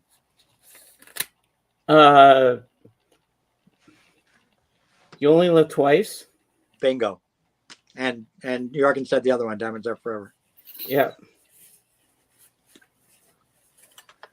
Oh, my mother's called me to get some Which food, Bond so- film features the murder of Sir Robert, a personal friend of M's? A View to a Kill, Tomorrow Never Dies, or World Is Not Enough. Every world's not enough, is it? Yeah, you got it. Nice. A View to a Kill, sexy Fiona Fullerton starred in what 1972 movie based on the classic Lewis Carroll novel? Alice in Wonderland. Yep. In Live and Let Die, villain Dr. Kananga plans to distribute 2 tons of what for free? Heroin. Got it. Good job. Yep. Free heroin. In which James Bond film is 007 seen surfing? Here we go. Die Another Day, License to Kill, or The Spy Who Loved Me. Spy Who Loved Me. We talked about this earlier. Yeah. Die Another Day. That cheesy surf scene with the Beach Boys Surfing USA song playing. The title of Man with a Golden Gun is a play on what title? On the title of what 1955 Frank Sinatra film? Oh. The Man with the Golden Arm. Bingo. I was sure that James was going to take it. Where are we here? What film does 007 use a Penfold Hearts? Painful Hearts. Yeah, there's one for you. This is a real trivial piece of. What 007 film does he use a Penfold Hearts? I don't even know what that is. Yeah, it helps when you know what it is. Like, what? I doubt you'll got anyone. Casino Royale? I wouldn't I have don't got know. it. I wouldn't. Casino Royale. No, it's Goldfinger. A Penfold Hearts is a type of golf ball. Oh. Oh, Yeah, I just said did. Remember, hearts. and he I thought it swaps was the cards or Goldfinger something. golf ball out, and he goes, Oh, I "Oh, wouldn't you have all play, gotten that. don't you play a Penfold Hearts, right?" Yeah. now we're deep, way over our heads. I know that was a tricky question. Maybe the DVD have seen it, it shows it or something, I don't think I can imagine anything more uninteresting than golf. Okay, here's one for you. In Thunderball, this is probably a gift again. In Thunderball, what weapon does 007 use to kill Largo's henchman No. Vargas? Is it Spear spear? gun? Harpoon. Harpoon, yes, the spear gun. Spear, harpoon. Awesome. spears Nice. him to a tree. He goes, I think he got the point. Yeah. Which of these actors has never played a Bond villain? Has never played a Bond villain? Christopher Walken, Tommy Lee Jones, or Grace Jones? Tommy Lee Tommy Lee Jones. Jones. Tommy Lee Jones. Easy, yeah. But it would be interesting to see it. Yeah, I love Tommy Lee Tommy Jones Lee would be a good villain, wouldn't he? In The Spy Who Loved Me, who does Anya Amasova find hiding in the closet of her train compartment? Oh, Oh my god. is it from Russia with Love? Jaws. Jaws. Duh. Duh. What number is left on the counter when Goldfinger's atomic device is defused? 007. Bingo. Naturally. Of course. Robert Carlyle of The World Is Not Enough starred as a would-be male stripper in what film? The Full Monty. You got it. Very good. I would not know. What 007 villain purchased the Eiffel Tower, but he was denied an export permit? That gotta be Max Zorin. U2 Kill Soren. No, close, but not quite. Was Hugo Drax from Moonraker. I was thinking that say running in Eiffel Tower. What is the last name of the man who runs Spectre? Blofeld? No, felt. Yeah, easy peasy. Patrick McNee, of course, of the Avengers fame, appeared in A View to Kill and played John Steed on what? Well, I already said the answer. and played John Steed on what British television series? I kind of blew that one. The Avengers. Yeah. In what film does the villain say to Bond, "You know, James, I was always better"? GoldenEye. GoldenEye. Very good. In which film does 007 use a miniature rebreather and an infrared underwater camera? Living Daylights, Thunderball, or The Spy Who Loved Me? Heavy Thunderball. Bingo. Yeah, I knew that. Remember the little rebreather? Little mini tanks that he stuck in his mouth there? What 007 film did producer Albert R. Broccoli say was not science fiction but science fact? It must be the Moonraker. Moonraker, exactly. Because that was before the launch of the first space shuttle. That right before the first space shuttle launched, they did those. They had the plans for the shuttle that they were building, but the first shuttle had never gone into space. So Moonraker was not science fiction, but science fact. In what film does Bond say, "I've never had a Christmas in Turkey"? Christmas Jones. The World Is Not Enough. There you go. Which Bond film has locations in Southern California, Venice, and Rio de Janeiro? Oh, geez. Moonraker. There you go. Bingo. Good one, James. Name the film was advertised with this line. Oh, okay. Look up, look out. No, okay, that's right. Look up, look down, look out. Here comes the biggest Bond of all. Thunderball. Bingo. From the publicity spot, which I actually have on one of my comp records. They actually have the commercial for that. And the poster had it on the poster too. You must have thought very hard finding that cool slogan out. James Bond helps Marie get something off her chest in which 007 film? Oh. Goldfinger. I remember the scene too. Well, he kept me too. It was in the pre-credits scene of the film. I know exactly the scene. The Spy Who Loved Me. Let me help, and he said he says to her, "Let me help you get something off your chest." Right? Oh, sure. Sign me up. Thanks. Diamonds Are Forever. Oh, Remember at the very beginning, he goes up to the girl and he grabs her bikini top and he goes oh, and he whips it off her and puts it around her neck. shoot Oh me. yeah. Something off your chest. The Spy Who Loved Me. What is swallowed by the villain's super tanker? Oh, Easy peasy. for Main you. plot of the film. Spy Who Loved Me, what is swallowed by the villain's supertanker? Sub? Submarines, exactly. Yeah. Which performer who played James Bond villainess released her debut album Portfolio in 1977? Grace Jones? Bingo. Very good. In which Bond film does Mr. Wint offer 007 a bombe surprise Diamonds are as forever. dessert? Diamonds are forever. Huh? Diamonds are forever. Yeah, the bombe surprise. Okay, which Bond villain has lethal steel-rimmed hat? Had Odd what? Job. What No. you just? Odd Job. Okay. Yeah, I odd didn't job. hear That's it. right. Alan Cumming. We talked about him a little earlier.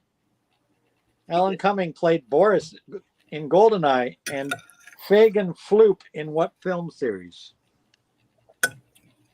Oh, God. X-Men? No. Fagin Floop in what film series? Harry Potter? Yeah. Spy Kids. Oh, Oh. that's right. Oh, yeah, right. I haven't seen those. Never Never? seen. In The You're Spy okay. Who Loved Me, Anya Anamasova says that 007 was recruited as a spy from which military branch? 007. Yeah. Shoot. That's a pretty Oh, easy I'm one drawing a because we blank know on he's that one. Commander Bond, right? He's Commander Mhm. Bond. The Navy. Royal Navy. Yeah, Royal Navy. Royal Navy. In For Your Eyes Only, what weapon does Molina use to kill Hector Gonzalez? Harpoon. In For Your Eyes Only, what weapon does Molina use to kill Hector Gonzalez? Oh, geez, world harpoonist. No, I don't know what it's called in English. Oh, I know what it is, but I can't Describe it. That when you're shooting an arrow with the A Crossbow? harpoon? Crossbow. There you go. Crossbow, yeah. armborst is called in Swedish. Yeah. Well, as soon as you said you shoot arrow, I knew what you meant. So yeah. What actress won the Golden Globe for New Star of the Year, female, for her role in a Connery 007 film? So we do have an actor. We were talking about Academy Awards. So apparently somebody actually got a Golden Globe for New Star of the Year, but it was a female actress for her role in a 007 Connery film. Ursula Andress? I don't know. You got it, Ursula Andress. Oh, Wow. okay. New Star of the Year, 1962. Huh.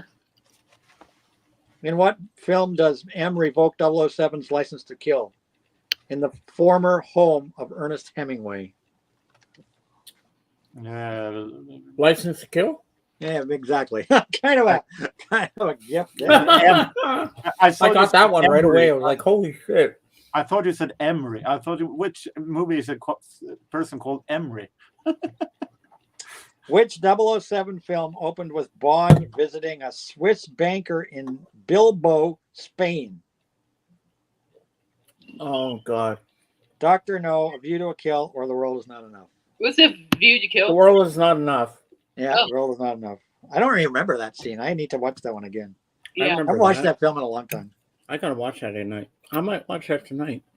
What 1998 Bond film, non-Bond film feature? Hold on, let me get that again. What 1998 non-Bond film featured former 007 bad guys Michael Lonsdale, Sean Bean, and Jonathan Pryce? Non-Bond. Non-Bond film featured Michael Lonsdale. Evita. Michael Evita. Lonsdale, who Goldeneye. played Drax. No, that's Sean not- Bean, who played 009. Oh, And nice. Jonathan Pryce, who played the villain in Tomorrow Never Dies. Apparently, Evita? they all appeared in the same No, film. Evita was 1996. That's what I thought also, but I remember that. Was 1998. These guys all appeared in the same film. I can only one movie in 1998, and that's Titanic. No. Ronin. Ronin. Oh yeah, with De Niro. In which 007 film does Mary Goodnight, good old Mary Goodnight, tell Bond that the Peninsula Hotel maintains a fleet of green Rolls Royces? The Man with the Golden Gun. You got it. Good old Mary Goodnight, Britt Eklund. In which James Bond film is 007's wife murdered? Oh, that's Very first one. On Her Majesty's Secret Service. yeah, exactly. What 007 film was nominated for an Oscar for Best Visual Effects in the 1970s? Can it be a Moonraker? You got it. In which James Bond film does 007 attend a party in Hamburg celebrating the launch of a satellite TV network? Oh, that's gotta be. Oh, dang it! It must be The World Is Not Enough. Oh, so close, but yet so Tomorrow close. Never Dies. She got it. I always mix those two together. Yeah, you every time you get that, you get the opposite my one every God. time. In which 007 film does Bond survive underwater by breathing air from a car tire? That is A View to a Kill. You got it. Yeah.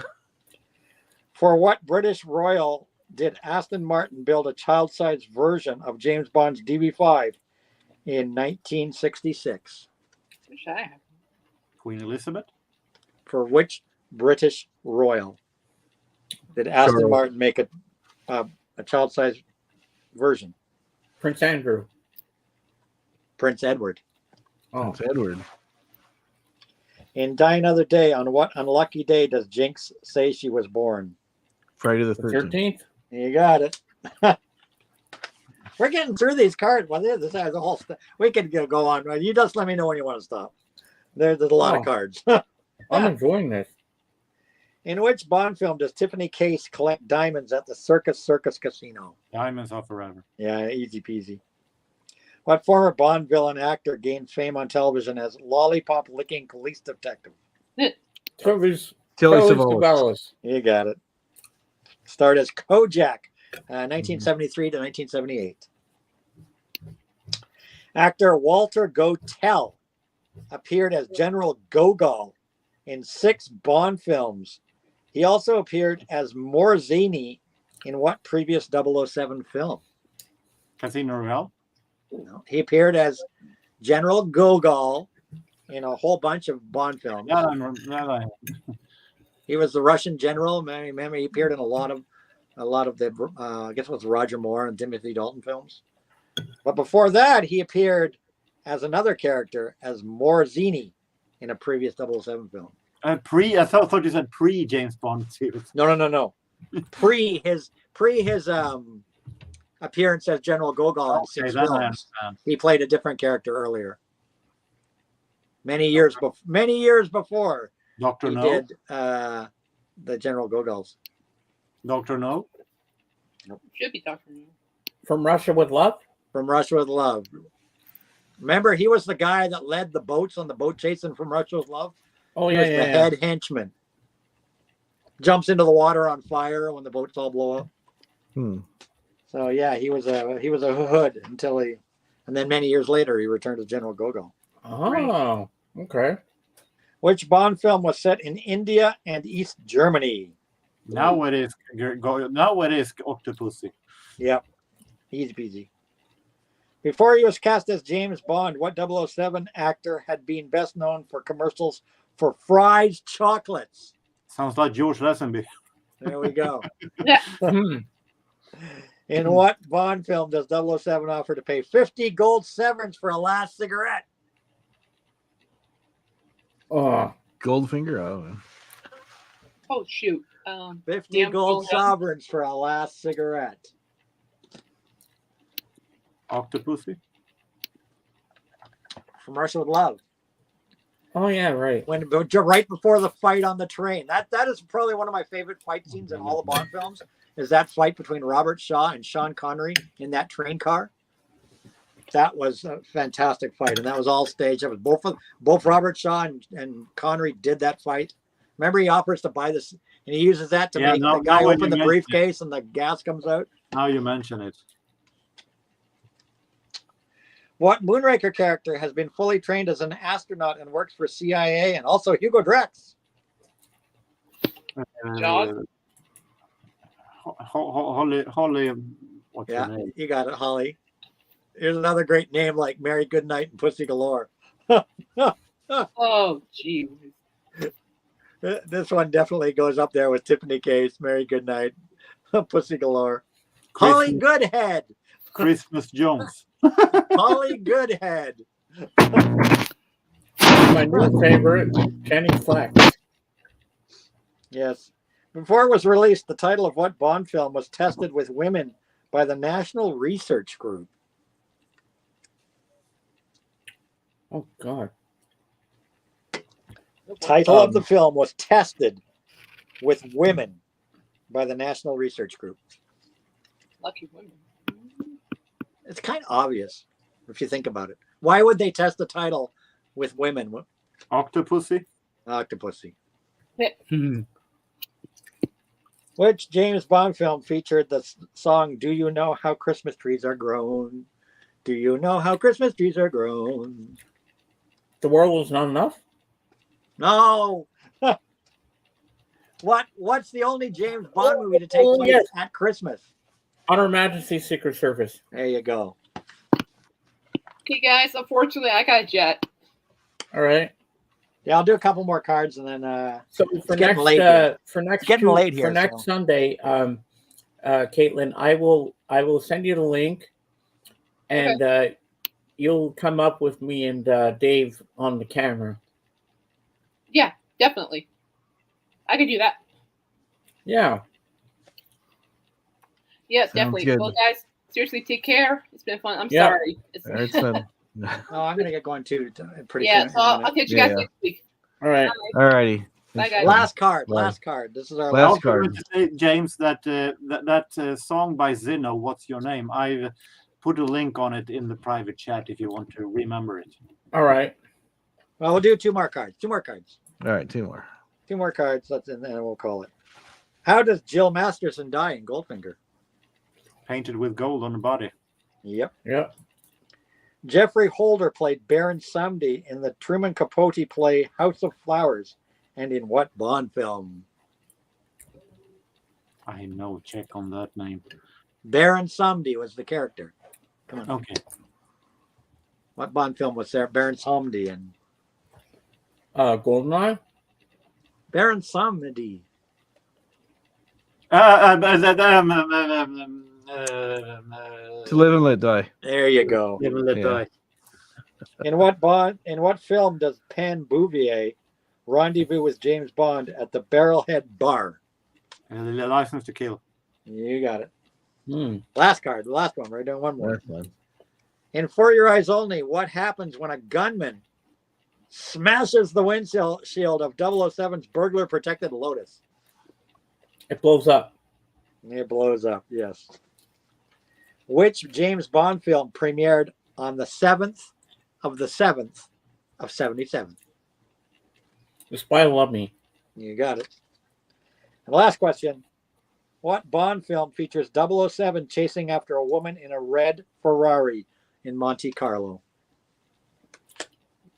The first vacation movie with Chevy. No, just kidding.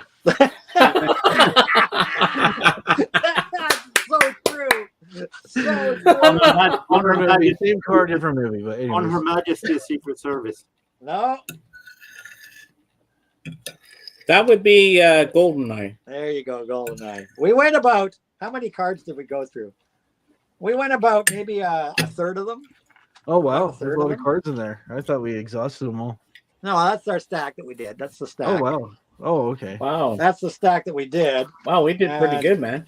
And this is the stack that's left. We'll have to do that again. So we Oh, wow. did, yeah, look how that's what we did. This is what's left. Oh wow. Ah, Quite a few. So nice. kind of cool. It's the first And time we I've won't actually wait until everyone is done. seriously played that game. Maybe we'll have to do more of those sometime. Yeah. Shuffle the deck and do them again. Well, I want to thank my peanut gallery, and I want to thank all my guests for being here today on my panel. It was Q, fun. It was a fun show. Jorgen Blofeld. I want to thank you, everybody, for making me make a humongous mess. It's probably going to take me an hour to clean up. Well, thank you for sharing. And our birthday girl, Jen. I Happy have birthday. only 20 minutes until to pick away mine until the dark is streaming. Yeah, I just got tell a him to mess save me a back spot there. because I might be a bit late because I have someone's here for her birthday and they're gonna have cake. It's hard to Oh, say okay. to Doc, can you spare a spot when there's 9 million people want to get in? I know. He's gotta upgrade to get the unlimited streaming like me. You're Well- welcome, Victor. Costed money. It costs money. Mm. Yeah, I got to clean up this mess back here. I got a mess in my bedroom. Oh my God, what I did for your show today, James. What I But went through Anthony, for your you show. gotta remember, you'll have all the time in the world. We have all Oh, the time in the in the world. Time We in the have world. Yeah, Oh, I gotta do the Louis, ending. Louis How he does it. Armstrong, but we have Only all the love. time in the world. It's interesting. You have every Bond singing well, every Bond singer singing well, and then you have Mr. Raspy. You have all the time. But you know what? I like that song. I really do like that song. Ba, ba, ba, da, ba, ba. I like when I he do. gets the horn in there. Da, Which, da, of course, da, they ba, brought back. ba, ba, Which ba. they brought back, of course, for No Time to Die. Yeah, that was great. They brought So that thank back you for No everyone Time to for Die, being here along with the On Your Majesty's Secret Service thing was brought back in No Time to Die. Mhm. So we will see you next Sunday, same time, same back channel. What's your And, next Sunday show going to be I- about? General stuff? Next Sunday, Richard is back, so I might be on Richard. And Anthony, you're welcome here anytime on a Sunday to join the panel. I always love when you're here. It You was always fun. I bring enjoyed something this. amazing to it. I enjoyed this. I haven't pulled all my shit out and I collect it and I pack it away and you kind of forget about it all. And if you have like when you go on Twitch, make sure that that mobile phone thing shut off. Huh? The mobile phone thing, so I can join. Oh, it's off. Yeah, it's off. It's permanently off. Hmm. It was Okay, there was some new thing they added, and it was like it's a little toggle switch. And I guess by default, when they added it, it was defaulted to on. So, Yeah. So thank you, everyone, and Dave, stay behind with me so we can talk Okay. for a few minutes. Okay. All right. So I'll see you guys later, and I'll see you I'll on see you guys later. Jorgen. See you guys As I say later. on my channel, Beatles forever. And James Winston Ono Lennon Sinatra something will return. Yes. James Bond will return. All right. See you later, guys. Talk So yeah, thanks talk for to you having me. soon. Bye. Bye.